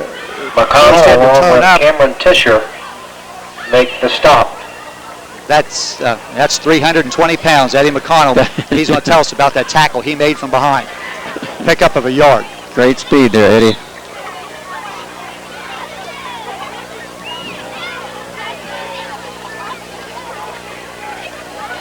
But almost appears like the rain has stopped, or pretty much stopped. We need more rain after. Knock on wood, please. Yes, after the game. After this, we could just take a lot of it. 3rd and 9. Toss again, Matthews. Matthews looks like he's got some running room outside. He'll pick up a couple blocks. And he'll be across the 40 to the 42-yard line. Clay Matthews around left in and down the sideline to the 40-yard line and a first down. And that toss back, and you could tell as soon as Matthews received the pitch from the quarterback that he had a lot of running room to the outside. Tremendous block on the far side. Couldn't pick up the number on it, but just cleaned somebody out. So Trail able to turn the field position just a little bit. If you wanted pizza, the band concession stand just got a fresh load. So pizza at the band concession stand. 1st and 10. I believe that is only Buckeye Trail's 2nd first down. Pass over across the middle. A nice play fake, a little jump pass to the tight end, incomplete. Number 85, Jesse Plaster, the intended receiver. Jesse Plaster, the incompletion. And with the fact that Trail has run a lot of dives and straight ahead plays and stuff to fake that and go across to the tight end, probably a good call at the time. And it looked like it hit him right in the hands, but he's not able to make the play. So 2nd and 10.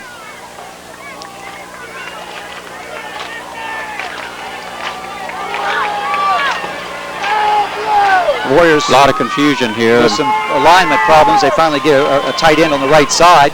Toss again, Matthews. To Matthews. In trouble. And that's Prickett once again making the play in the backfield. That's a couple times tonight that Torrey Prickett has come up and made that play from his strong safety position. Stop, and it's a loss. And they're going to be back all the way to the 37-yard line, loss of about 3. It's going to make it 3rd down and 12 with a 2-yard loss. Again, Trail with an 8-6 lead. I'm sure not a situation they want to be in, 3rd and long, where they may have to try to throw the ball. Remember earlier we saw Matthews, their tailback, looked like was going to try to throw a halfback pass. They're going to draw it here to Matthews. He's going to break loose, and he's out in the open field. Wells will make him down. Clay Matthews all the way inside the 30 to the 27. Jordan Wells with a touchdown-saving tackle there, the 28-yard line. Knocked out of bounds by Gordon Wells. So just that quickly, you talked about the speed, and there you have it. Well, Matthews has been able to get outside once on the left side and once on the right side, and shows that good speed. That's 2 big gains that he's had now, 19 yards and 35 yards. But more importantly for Trail, they've turned the field position around. Not to mention the fact that they've taken a good bit of time off the clock. This is number 11. Number 11, and he's caught in the backfield. That's his first carry. English, I believe. Steve Barris is the ball carrier. English on the tackle. By number 44, Kyle Rader. Loss of a yard. Loss of 1 yard. 2nd down 11. I believe the stop on that was Mike English, and he's 6'2", 231 pounds, senior. We're going to get a whistle here. I think Buckeye Trail, I believe, will spend a timeout. That is the case. Timeout. 1:05 remaining on the Barnesville Hospital scoreboard. Left in the third quarter. Buckeye Trail 8, Monroe Central 6.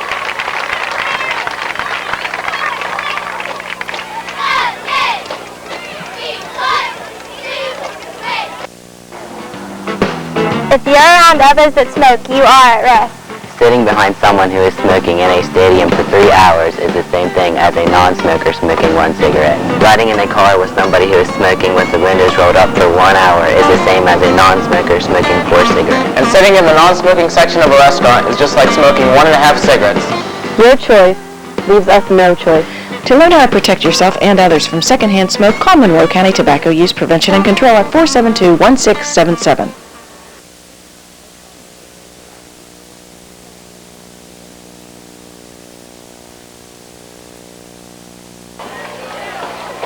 Just 1:05 left in the third quarter, and Trail has been able to take enough time off the clock here, Dale, that really once Monroe Central gets the ball back, you're looking at maybe in the fourth quarter, only a couple of possessions, maybe all you get. So very important that the Seminoles keep Buckeye Trail off the board here. Second down and 12. Option to Davis, nowhere to go. He'll be stepping away from the first tackle. Kyle Singleton will finish the play for a loss. Yeah.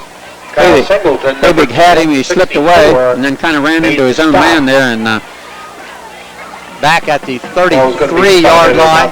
34-yard line. That's going to make it third down and about 16. But a good job of penetration defensively there that forced the play a little bit wider, and Singleton able to finish for the tackle. Less than 30 seconds now in the quarter. We're got another flag, and this is going to be another illegal substitution penalty against Buckeye Trail. Which is number? That's at least their second. We've got another illegal substitution. The one player that was trying to get off the field ran over to the bench right past the official. It was hard for him to miss the fact that he was coming out. And that penalty is if you break the huddle with 12 men, and then one of them tries to come out, that is an illegal substitution. You cannot break the huddle with 12 players. Now, if your quarterback can recognize that, and can hold your huddle for an instant until the guy gets off, but that's easier said than done. So, 5 yards back, it stops the clock at 23 seconds left. Trail in this third and 21 will send still got some confusion 3 receivers wide. Matthews uncertain. And this is going to be a delay of game penalty now by the Warriors. And we got another penalty. I'm sure everybody here watching the game tonight saw that the play clock in the end zone had run down to 0. And that's kind of a neat thing there that the play clock that you have, not very many places in high school. Buckeye Trail is going to spend a timeout now and try to get their personnel straightened out. I think the only place I can remember seeing a play clock in the end zone, and we'll see that in a few weeks, is down at Magnolia. Magnolia, yes. And it's a big advantage late in the game. If you're ahead, your quarterback can look at that clock, run down, and know exactly when to. And it's right there, you can see it, and it's very bright. Yeah, it's a very nice field over here. It's a shame about the field conditions themselves, but as far as the facility, they have a nice facility. I was told nice press box. by a friend of mine that works over here that the last 2 games of the year last year, when this facility just opened midway through the year last year, but the last 2 weeks were under very bad field conditions. Were wet, especially the last week of the season, which I think we can remember being out in the rain that week. But they did nothing on the field as far as reseeding the bare spots until the 1st of July. Well, as dry as it's been, grass seed not going to grow real well. It only has about 2 months or less to grow. So a lot of bare spots out there, not very good grass. It's not going to get any better as the year goes on. But this is going to be a very nice facility. Yes, it is. Third down long. Davis wants to throw. He's going downfield, incomplete. Prickett was the defender, tried to get Matthews out of the backfield. Davis' pass is that pass incomplete at 18 seconds left. So we will get a punt and probably one play for the Seminoles here before the end of period number 3. Back to the facility, though, Coach. We get so used to such a nice facility at home, and then we come places like this, and we're just kind of, it's a big letdown for us. You know, the Because field. if you've been out to our field, it's gorgeous, even after this summer. Well, the ability to water the field from the pond there has been real big. And then, to take the extra time to do it. The short punt on the line drive taken on the hop by Bellman. And he'll be dropped almost immediately. Seminoles with 7.9 seconds on the clock will snap the ball from the neighborhood of their own 15-yard line. And I think fans will see that next week when you come out to Monreo Memorial Park, just how nice it looks there, and the markings on the field, everything, every yard line marked off, and does, real nice. And I also need to point out here before we forget, going out there will be a JV game on Monday night at 5:30 at the field. For the Warriors. So come on out and watch the young Seminoles in action. Hughes hands the ball to Rader, I believe. He'll work his way forward for near 5 yards. And that will bring us to the end of period number 3. And the Barnesville Hospital scoreboard shows Buckeye Trail 8, Monroe Central 6. J.R. Alaric and a bunch of Warriors made the tackle. For over 100 years, Bauer Turner Furniture has been serving our community with quality furniture and bedding. After a big day, kick back and relax in a dual recliner sofa, or choose from living room suites featuring couches with comfy armchairs or matching recliners. Then pick the perfect coffee table and tables and lamp to suit your personality. Of course, they stock bedroom furniture to please the country, traditional, or contemporary decorator. Kitchen tables and chairs, hutches, entertainment centers, and more can be delivered to your home this week. So stop by Bauer Turner Furniture today.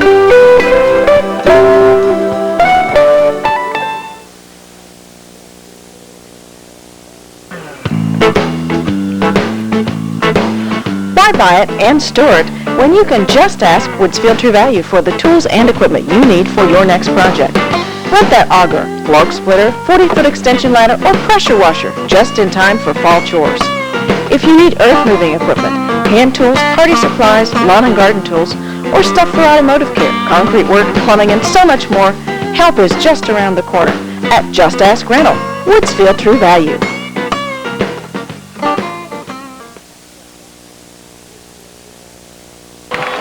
At Caldwell with an 11-6 lead over Federal Hockey. Fourth and final period about to get underway. Seminoles second down and 5 from their own 20-yard line, trailing 8-6. Dale and I just talked here while we were away for that break. At 8-6, you're one big play away from taking the lead here. If the offense can make that one play, I'd kind of like to see a long drive here. It's about to take about 9 or 10 minutes off the clock. Hughes steps out, wants to throw. Going downfield. Look at that. The ball off of Knowlton's hands, and then it's going to be caught by Zach Ring at the 38-yard line. For Knowlton, 18 yards. Through 3 people. And the completion up to the 39-yard line. You can be good or you can be lucky, and it's just nice when you're good and lucky.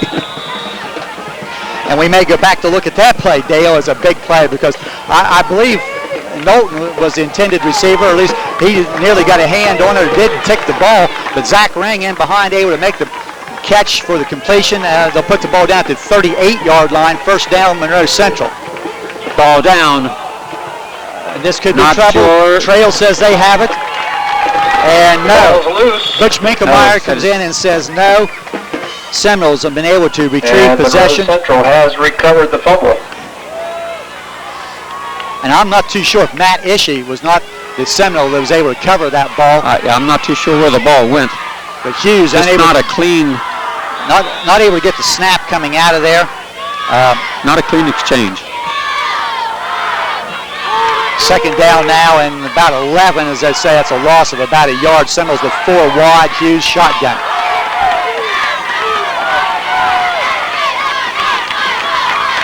Snap a little low. Hughes looking.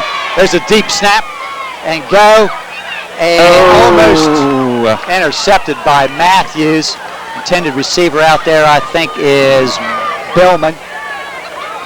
Nice coverage. Intended for Billman. Clay Matthews defending. Very nice coverage. Very good coverage. Step for step with Billman. We have a flag back near the line of scrimmage.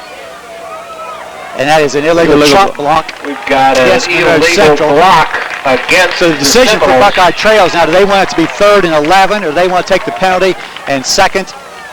And that's probably 15 yards, so that would make it 2nd down at about 26, if that is the case. We'll see what they do, and they are going to take the yardage. And that is a 15-yard step off, which will take the ball all the way back to the 20-yard line, 20, about the 19, half the distance. 15-yard penalty takes the ball no, it's not half back the distance, to the 15 20-yard yards. line on the illegal block. So 2nd down now and about 26 yards to go. As the ball is back at the 19-yard line. Seminoles need to get out to the 48. So you do the math. 2nd and very long.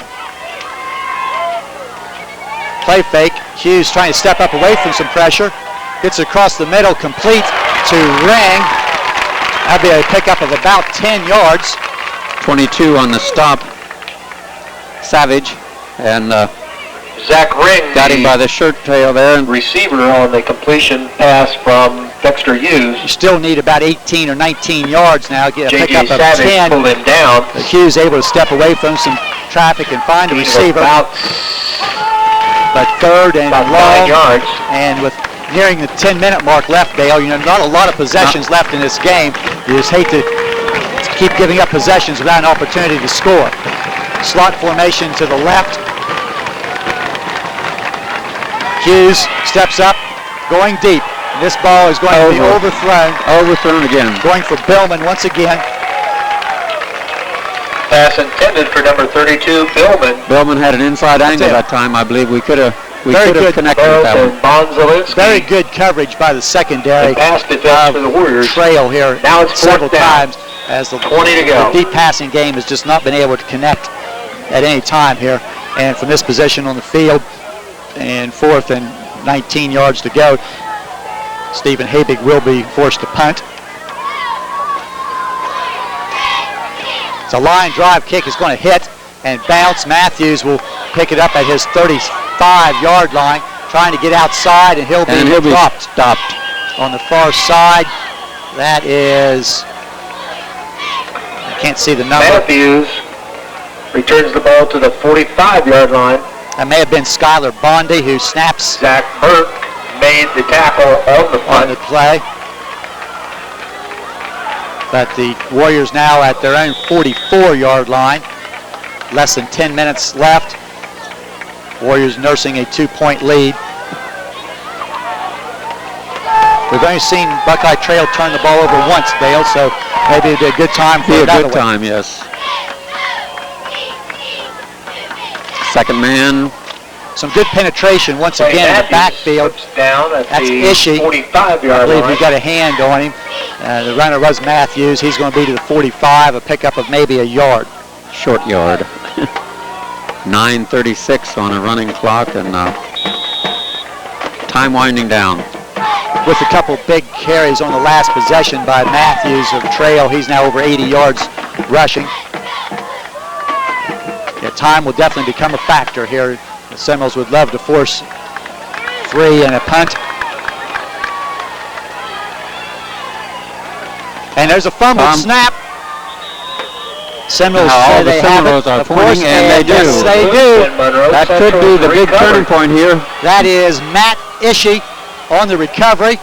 And there's, we just asked for that turnover, Dale, and we got it. 9:08, Barnesville Hospital scoreboard, and 8-6. Buckeye Trail still alive. Seminoles will start this possession in Buckeye Trail territory, and that's not happened very many times in this game, at the 45. But yeah, that may be the break we're needed for. You know, as you said, 9:08. We need to get some consistency. We need, you know, exactly put together more than 2 or 3 plays here. And we'd love to see the Seminoles be able to start putting up some positive yardage on the ground. And that's been a key in the past. Hughes trying to step away and really had nothing to do. I just, you know, so much penetration. That's going to be about a 5-yard loss. 25. Daniel Starr, Curtis Spratt, and J.R. Lyric there to make the stop. I'm not too sure if Monroe Central may not have had a couple receivers running deep that time and may have been open, but the Warriors putting some great pressure on, and Monroe Central, the fact they've not run the ball well, Trail knows that they can tee off now and really put some pressure on the passing game. 5-yard loss back to the 50-yard line. A toss to the left. Try to get Zach Ring outside, and nothing going. Nothing going. Dust flies, and Ring's going to lose 3. Ring, the ball carrier, stopped by Clay Matthews. Daniel Starr. Well, what was a promising possession, Dale at the 45-yard line. Now 2 plays have resulted in about 8 yards of loss. Keith So Carpenter third also down. And of course you can do things that you'd rather not have to do at this Loss point. of 2, Well, now the 15, defense 17. knows you're going to try to throw the ball, and they're able to do some things as far as pressure and And drop their basically they defensive know backs. you've got to throw at a pretty good distance here. Right, their defensive backs can give a little extra cushion. Looks like Bellman. We tried a screen pass here a little while ago. We'll see what we come up with. Dropping back, going to screen to Raider. High. He'll make the good catch, but get only a couple or 3 yards. And that will force another punt. Screen pass to Ring, tackled by J.J. Savage. 4th down and 5. Make that 15 yards. So now at the 50-yard line, Habig once again to punt. I'm not sure how many punts that's been tonight, but it's been a lot. This is a high kick, very short. Matthews fair catches the ball on his own 20-yard line. About a 30-yard kick. Clay Matthews with a fair catch at the just outside the 20-yard line. And this is where Buckeye Trail will take over at 7:01 left in quarter number 4. It is still 8-6. Don't forget, hot pizza at the Buckeye Dan Trail Boosters. on the Barnesville Hospital scoreboard.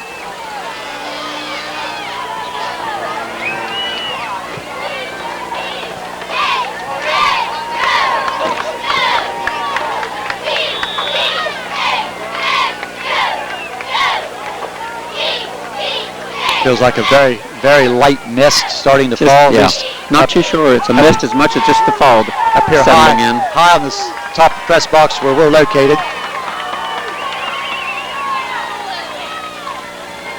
Davis fakes. Now he's got some room. A lot of running room. Brock Davis, their quarterback. And we're going to get a late flag on Buckeye Trail because well behind the play, the Buckeye Trail player, I was able to see that just came and hit Chris Leisure in the back. And this is going to go for a first down. Davis is going to get about 23 yards on the play. Most of that is coming back. Yeah, and it's not too much doubt who did it. And the coaches had him It's right in front of the pinned Buckeye right Trail here. bench, and I think there's no question Yep. that on that play. That young man knew who he was. So that's going to take the ball back to the 26, 27-yard line, and that's going to create that very unusual, 1st and 6 situation as you take 15 yards from the spot of the foul. So still, a good gain there by Trail, but most of that will come back. But it's still first down. Well, they're resetting the chains, and I'm not sure if that's right. Now we got another flag. We're going to get another flag down, and there's been plenty of those in this game, especially against Buckeye Trail. Yeah, and it is 5 yards. Yes. But that is a correct call. That the first down run is such for Buckeye Trail, and was called a dead ball foul after the play was over. Dead ball penalty. So you step it off and you start 1st and 10 after a dead ball penalty. There's no such thing anymore as a 1st and 25. But now Trail will be 1st and 15. And again, another penalty by the Warriors. They've had a bunch of them. Timeout here. We're going to get another, and I'm not sure what that is. Timeout. But the officials are going to spend a timeout, and I'm not really sure. They're going to try maybe talk this over or something. And it's too early in the year for us to guess what officials are talking about. So with 6:52, it is the Barnesville Hospital scoreboard, 8-6 in favor of Buckeye Trail.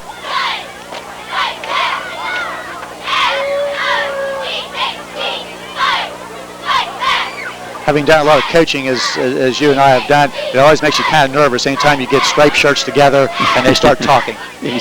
And during this break in this play, and it was the scoreboard's taking a timeout away from Buckeye Trail, I believe, but we still have all 5 officials talking.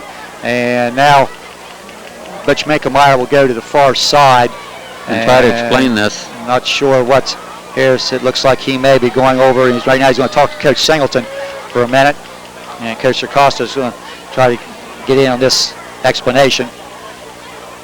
And I really think it has to do with the placement of the chains after the 15-yard blocking penalty against the Warriors.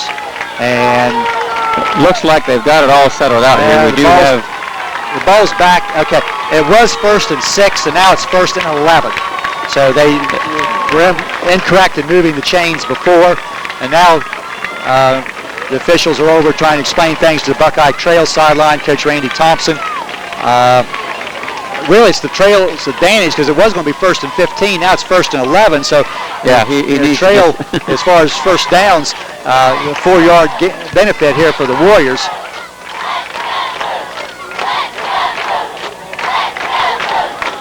And that discussion is now breaking up. And, it appeared maybe Coach Thompson was okay with the explanation. So all that now, it is 1st and call it 11.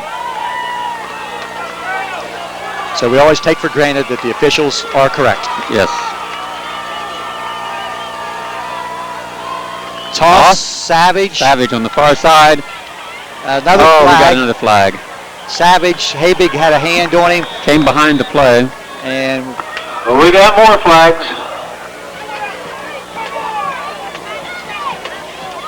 And we have 2 flags down. It's probably for the same infraction, which is holding. Holding against the Warriors. And that will take the ball back another 10 yards to about the 11-yard line. Some of the fans down below are a little restless. You can hear the frustration, even the PA announcer. I'm not sure I've got everything down here, Deb. I now have marked down Buckeye Trail for their 12th penalty of the game. And they're ahead 8-6. And this is where, the field position now turning because of the penalties. Their quarterback had the nice gain, which gave them good field position. Now, if the Seminole defense can make up one more play here, force a turnover, it would be a great move right here. They're going to run the delay. Draw. This is Matthews again. Oh, stepped outside. He's going to be forced out of bounds near the 30-yard line. He's going to be out near the 30-yard line. Oh, Lewis finally able to drag him out of bounds. He's going to get close to 20 yards of that back. What a spectacular runner. 18 yards on He's out about the 28-yard line. 2nd down and a long 4. And we have another whistle. And I'm not real sure what the call may be here. I want to make sure. And see the officials looking toward the clock. So it may be a question of the clock maybe continuing to run when it should have stopped. I'm not sure. It looked like Matthews may have been out of bounds over there. Filming 2nd and short. Officials again huddled together. And it looked like Coach Acosta was, talking to the linesman, on that side initially. So I get a feeling it has to do with the clock. Again, Butch Minkemeyer, the head official here tonight, coming to the near side, and that leads me to believe that they're going to reset the clock and put some time back on that. And he'll communicate with one of the Trail coaches who has the ability to talk to one of their assistant coaches in the press box.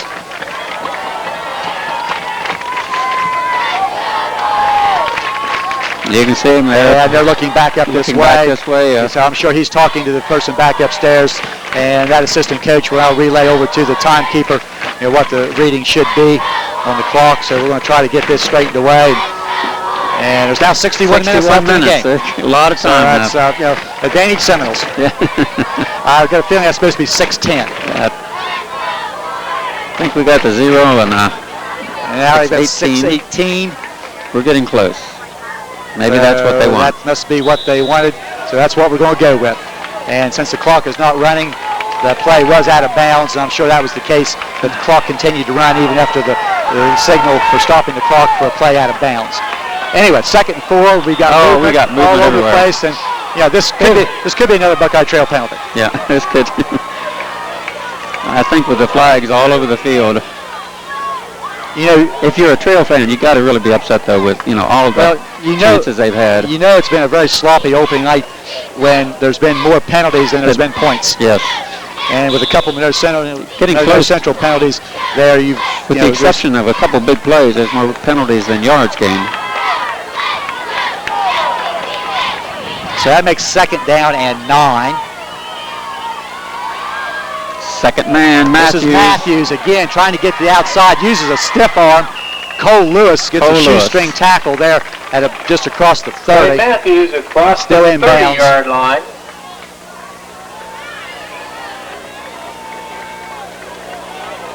He's going to get about 8 yards, it looks like, on that, somewhere in that neighborhood at the 30-yard line, about the 31. Matthews has had a very big second half and putting up some very nice offensive numbers. Yes. Very exciting runner. 3rd down and 2, just 5:40 left in the game, and a stop is really crucial here, Dale, because a first down by Buckeye Trail will allow them to take some more time off this clock. And they'll give it to Matthews again. He'll get forward. William Matthews. He'll get his first down. Down at the 35.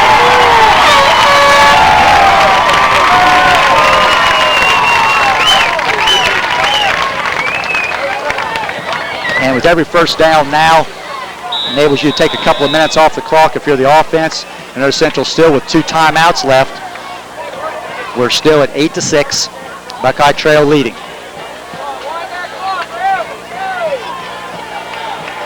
And what's been a very, very disappointing opening night for the Seminoles. A lot of mistakes in the first half. They've cut down the mistakes in the second half offensively, but just have been unable to make a big stop. Matthews again. He'll be stuffed this time in the backfield.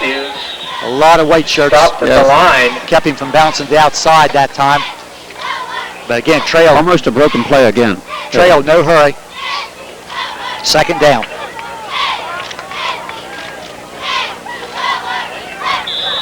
Mike English, keep an eye on that clock. Make the stop. There is 4:30. 2nd down and 10. That neighborhood left when the Warriors make this snap. 2nd down and 11. Be extremely surprised if Buckeye Trail would choose to throw the ball. Option play. Ball stripped, and out of what bounds. a break for the Warriors as the ball's going to go out of bounds. A big hit by Dalton on the quarterback, and it looks like maybe I'm not sure if it was both English and Wiley over there, and forced the fumble, but it goes out of bounds at the 28-yard line. Yeah, that big break there for Trail because that ball was loose. It was mishandled immediately, and then he kind of got possession back of it and then flipped it out of bounds. For the most part, we've done a nice job keeping some pressure on the quarterback on the option and forcing him to rush a couple of pitches, but good speed in the backfield. Trail's been able to make a couple big plays. They'll give it to Matthews. This time, we bottle him up on that side. 32. Knowlton, English, along with Prickett on the play. He'll get a couple, maybe 3 yards. Torrey Prickett playing a nice game. Prickett's only he's a junior. Just a 5'11", 145 pounds. First year starter. Has made a couple of nice plays in the backfield for losses tonight. Here's where that 25-second play clock comes into play. The Warriors are going to let that run down quite a bit before they kick it. Very high kick. Billman going to try to get the outside. Block up the middle.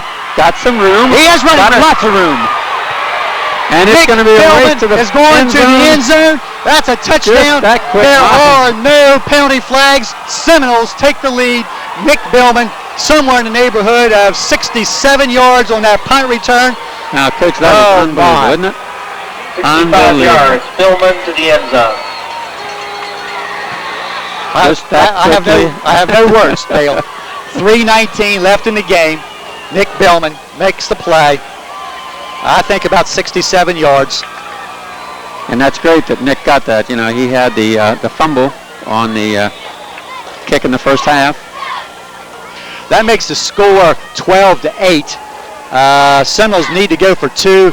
They don't have the right personnel out there. Coach Circosta is not happy on the far side as the Seminoles have to spend a timeout. But, hey, you need to spend the timeout to make sure, because at 14-8, it is a big difference than 12-8. 12-8, exactly.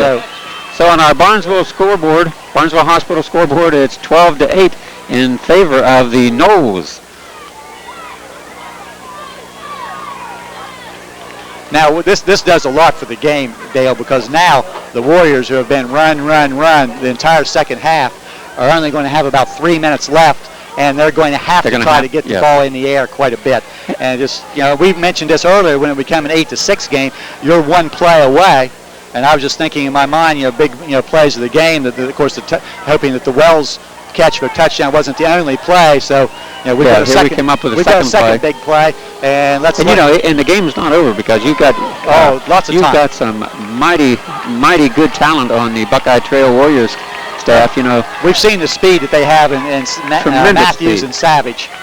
So after the timeout, Monroe Central now 1 timeout remaining, going to line up and we'll try to go for 2. 2-point conversion after the first touchdown. Come up short. Try to run a sweep to Zach Ring on that play. So we'll see what the 2-point play is here. I can't get the call from Coach Shoemaker up here to tell us what the play is going to be. We get an alignment problem. Wells repositions to the left. Quick throw. That's Billman. And the Warriors do a great job. And the ball is dead. Yes. In college ball, you can run that, but not in high school. So it is complete to Billman. But I tell you, a lot of blue shirts converged in a hurry. So, and I believe that was Billman on the far side. He is just short. So 3:19 remaining in this game. For the first time tonight, Monroe Central has the lead at 12-8. And that's going to make you think, if you're the Warriors, because both the last 2 years, the Warriors have felt that have had very good teams, especially last year. And last year, not much offense by the Seminoles, but a couple big plays in the game, especially by the defense, held Buckeye Trail in check, and the Seminoles won the game. So now, if you're Buckeye Trail, that Seminole tradition starts to work on your minds a little bit. Exactly. We had them, and we let them back in it. You made the statement last night, you like to play a team like this early in the season because they are young. And I tell you what, this has got the possibilities of a very nice team by the end of the year if they gel and come together. At least 5 and maybe 6 sophomores seeing considerable time on the field for the Warriors. Of course, we have our share. You have our share too. Of young kids. I've been very and impressed with our line and how our big guys up front doing a very nice job, especially defensively. Yeah, especially. But as you pointed out, Dale, still 3:19 left. A lot can happen, and you really don't want to see the ball get in the hands of Matthews and Savage back there waiting for this Chris Lazier kick. For our Barnesville Hospital scoreboard, 12-8, and the nice part, we are up 3:18. I'll tell you, we're ready for the kick. Very important to get down and cover this kick. And we do have the gentleman we were talking about standing at the 10-yard line, just inside the 10-yard line. Lazier's kick, very short. It's going to hit the ground and bounce and still bounce. And that's Matthews trying to get to the outside. Lots of white jerseys. Oh. Breaks a couple tackles and finally pulled down. Mikey Habig, I believe, made the last tackle. Matthews able to get the ball out near the 40-yard line. 3:10 now left in the game. Yeah, Mikey Habig, number 34, and that's the kind of explosiveness you want to be watching for. 3:10. It is a 4-point lead. I know the field goal does not come into play in high school ball very often by anybody, but tonight with a 4-point difference, Buckeye Trail will need to get to the end zone. So let's see what this Seminole defense can do now that they have the lead. Davis, they're going to have delay. Matthews, nowhere to go. He took a shot and took a couple of hits. And we're going to have very, very close to some extracurricular action inside there that you don't want to see. You like your defense to be fired up. Matthews on the draw. Not to the point where they end up costing you 15 yards. But Matthews is hit at the line of scrimmage. The Buckeye Trail fans below us looking for a flag, but they get none. They've seen so many flags go their way tonight. But it is 2nd down and 10. Davis now in the shotgun. He's trying to go deep. This is Matthews. The ball's thrown behind him, and that is Nick Billman. Nick Billman almost had third and 10. Picked that off. Poorly thrown ball. But again, you know, as we said early in the game, Buckeye Trail with a very young quarterback. And I didn't see exactly how much pressure he had on him that time, but I'm sure that the pressure has an effect early in the game here. Especially now on 3rd and 10.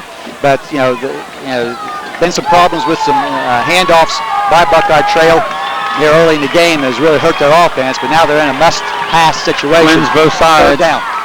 There's some pressure on the pressure. backside. 22 Savage ball's loose. Drops the ball. And what a hit delivered by that's intended for J.J. Savage, incomplete, and it's 4th down. Is that Prickett again? I believe that was Prickett. I believe. Huh? But he put a pretty good shot on the quarterback as he threw the ball. And Hogue put a pretty good shot down here on Savage as he caught the ball. And he had the ball in his hands for an instant there, coming across the middle, and boy, you just don't like to see that. Right here, could be the game. 4th down, they will go for it with just 2:28 on the clock. Davis wants to throw. Pressure. Down the middle, and there's nobody there. Nobody there. But we're going to have a penalty. We got a flag. And that is going to be a pass interference call. Holding up, yes. That is going to be a pass interference call on Monroe Central. And I know what everybody's saying in the game. That ball was not catchable. There's no such thing in high school ball as an uncatchable pass. And that is going to be a 15-yard penalty on Monroe Central. And I'll tell you, I think that was a good call. Now, I may be the only person from Monroe Central that thinks that. Right now, anyway. Look at the end of the game, and, they might have a few people agree with you. Biggest deal, it's a first down. But the defensive back from Monroe Central come up and hit and made contact with a receiver that was in the line of the football. And that is pass interference. And gives Buckeye Trail life now. And we have a whistle. We have a whistle as there was a lot of movement as the snap was a little bit low. And guess what? Illegal procedure. 5 yards on the Warriors. Another penalty, Buckeye Trail. And I'm not too sure if the center didn't miss the snap count there. Looked like everybody moved except the man snapping the ball. So 1st and 15. We're now at 2:19 left. The clock is stopped and stays stopped after the penalty, as we've had back-to-back penalties. 1st down, 15. Again, the quarterback, Davis, in the shotgun. He wants to go deep. And Savage was the intended receiver, but Billman stayed deep and not allowing the receiver to get beyond him. Savage. Incomplete. 2nd down, 15. What has become a very long second half here.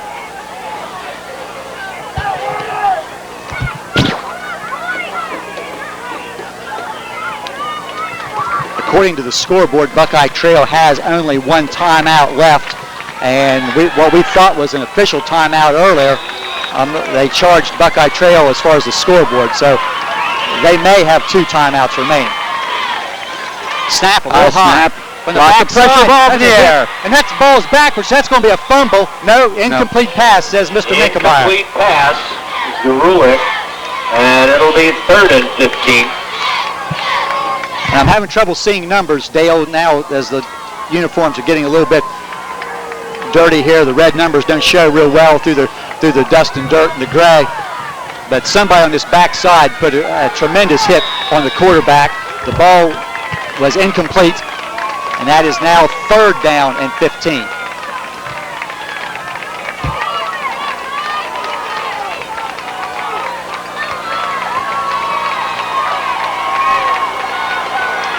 Again, Seminole defensive backs are off the ball about 15 yards, 4 men rushing. Across the middle, that's picked off. That's intercepted, that's Justin Hogue. He has made the interception. Number 10, senior Justin Hogue.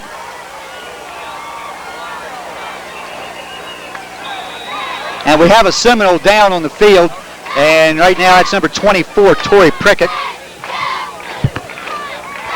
Buckeye Trail's 3rd turnover. Did not see what happened there, but Trail has turned it over.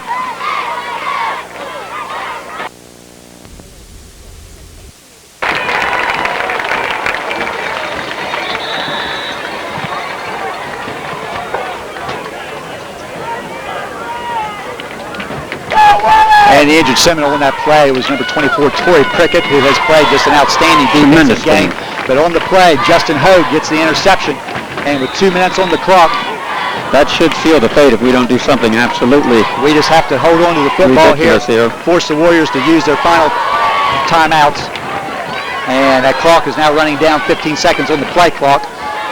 And want to make sure here we don't get a delay game penalty. And the Seminoles are still in the huddle. And now Hughes tries to get him to the line very, very quickly. Less than 5 on the clock. Snapping with just 1 second left, handing straight ahead. And just need to hang on to the football. That's Kyle Rader. He's going to get a yard, maybe 2. But yardage is not real important right now. And we're going to have a stoppage of play as we have an official timeout and a Seminole center of the Warrior line down on the field. I believe this is a cramp. Well, it is a very humid night here, Dale. And no matter how one that we've noticed, no matter how good a condition you're in, that's Kyle Rader, who did have a cramp, and he'll have to leave the field for a play.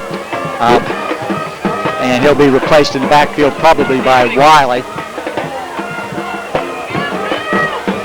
Now the clock should start now, and it does. And again, the advantage of having that play clock right in front of you, that is the end zone that Dexter Hughes is looking to. The play clock located just to the left of the goalpost. How many people at the game on Friday night, Dale, say, I didn't see a play clock? We saw it in the third quarter. Hughes working that clock down now. 3, 2 seconds in the snap. Wiley gets the carry. He stood up right at the line. No yardage. No yardage at all. Clock still running, 1:15. Third down. The Warriors will be able to use their timeout here and force a Seminole punt, barring a big Monroe Central gain here on this 3rd and 10. Monroe Central on their own 46-yard line, leading 12-8. Clock now less than 1 minute remaining. And again, the play clock still has 15 seconds, so Hughes will stand and look at that clock.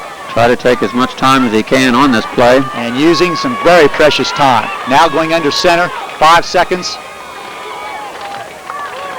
Snapping it as the clock goes to 1. And keeping. No gain as Hughes keeps the ball. Warriors will use their final timeout. 27 seconds, just. And what we did not know for sure earlier was, we thought was an official timeout. Obviously, was a Buckeye Trail timeout. How much time is this? How much time? There's 27.9 seconds left.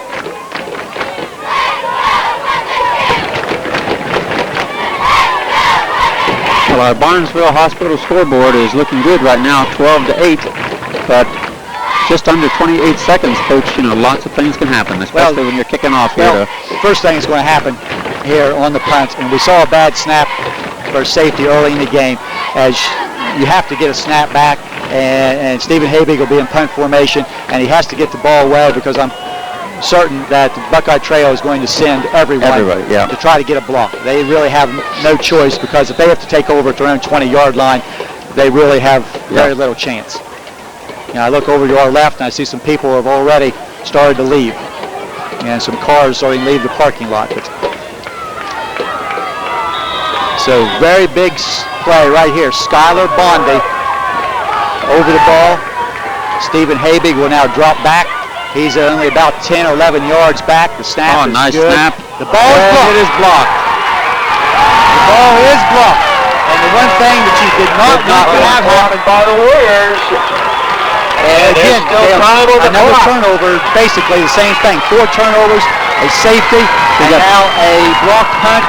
Buckeye Trail with 23.3 seconds left will have the ball at their own, at the Monroe Central 37-yard line.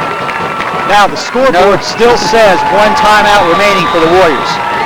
No matter who you're cheering for, this is a tremendous ball game.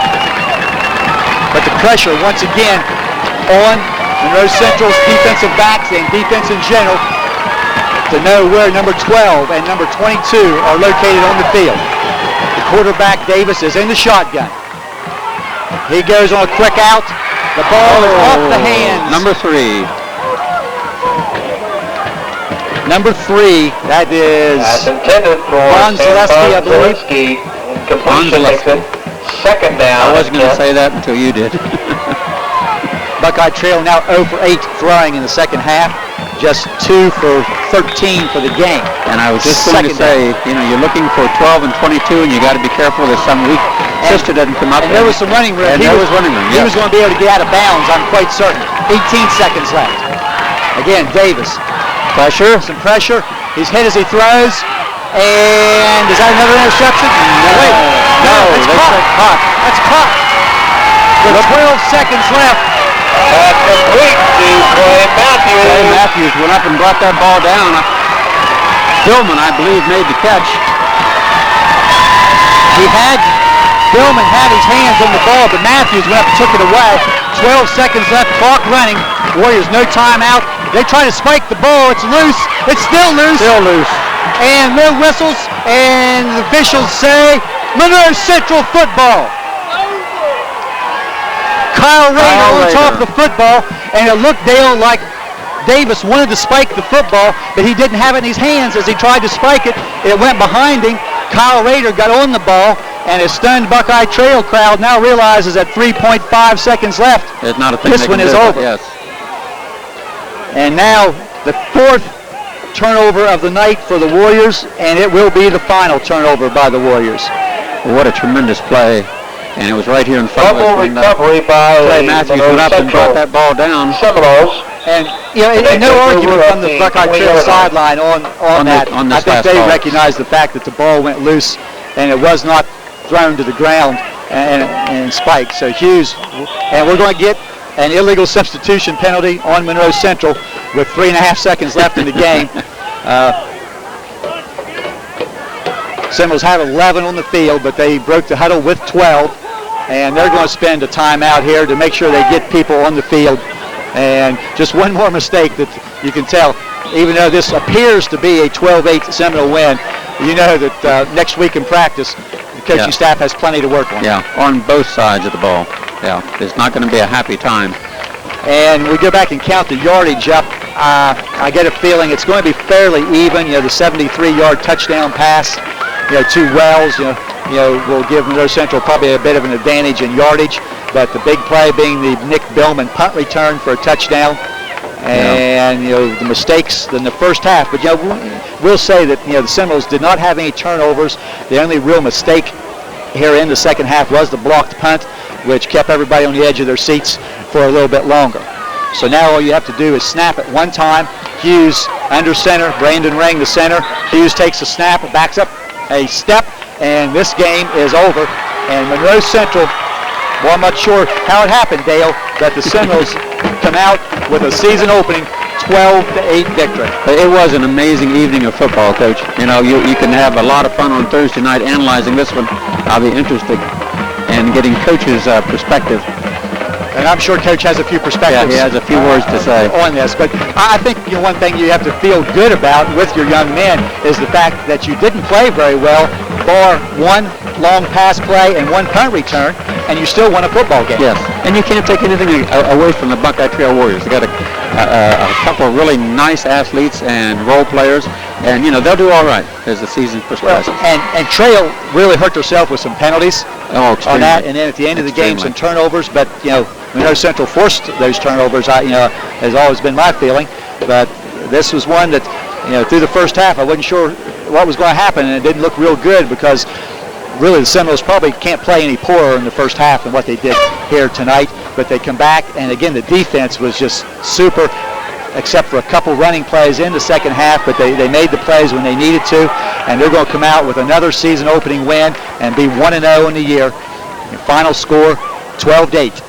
So on our Barnesville Hospital scoreboard, 12-8, and we'll see you next week. Next week we have the Shadyside Tigers coming to town, and it will be a home game. It'll be a home game, and we'll have Chad Briggs helping out. And let me mention one thing to people who have not caught some previous announcements, that on all home games this year, very important that people look to pre-sale their tickets. You know, there'll be a pre-sale. Tickets will be available at the Ashland, or at the Marathon, in Woodsfield, Woodsfield Elementary, Skyview Elementary, along with Monroe Central High School from the middle of the week on. In advance, tickets are $3 for senior citizens and students. Adult tickets in advance are $4, and all tickets at the game will be $5. And that is a new policy adopted this year for all of the Monroe County schools by the Switzerland of Ohio School Board. So pre-sale tickets, save you $1, $2 for students and senior citizens. Very important. So to get out and get your ticket and to come out tomorrow, next week, home debut for the team and see a very nice facility there, the field. It looks nice, and you're always a great ball game. Always a great ball game. So we're going to call it quits. It's the Barnesville Hospital scoreboard, 12-8 in favor of Monroe Central, and we'll see you next week.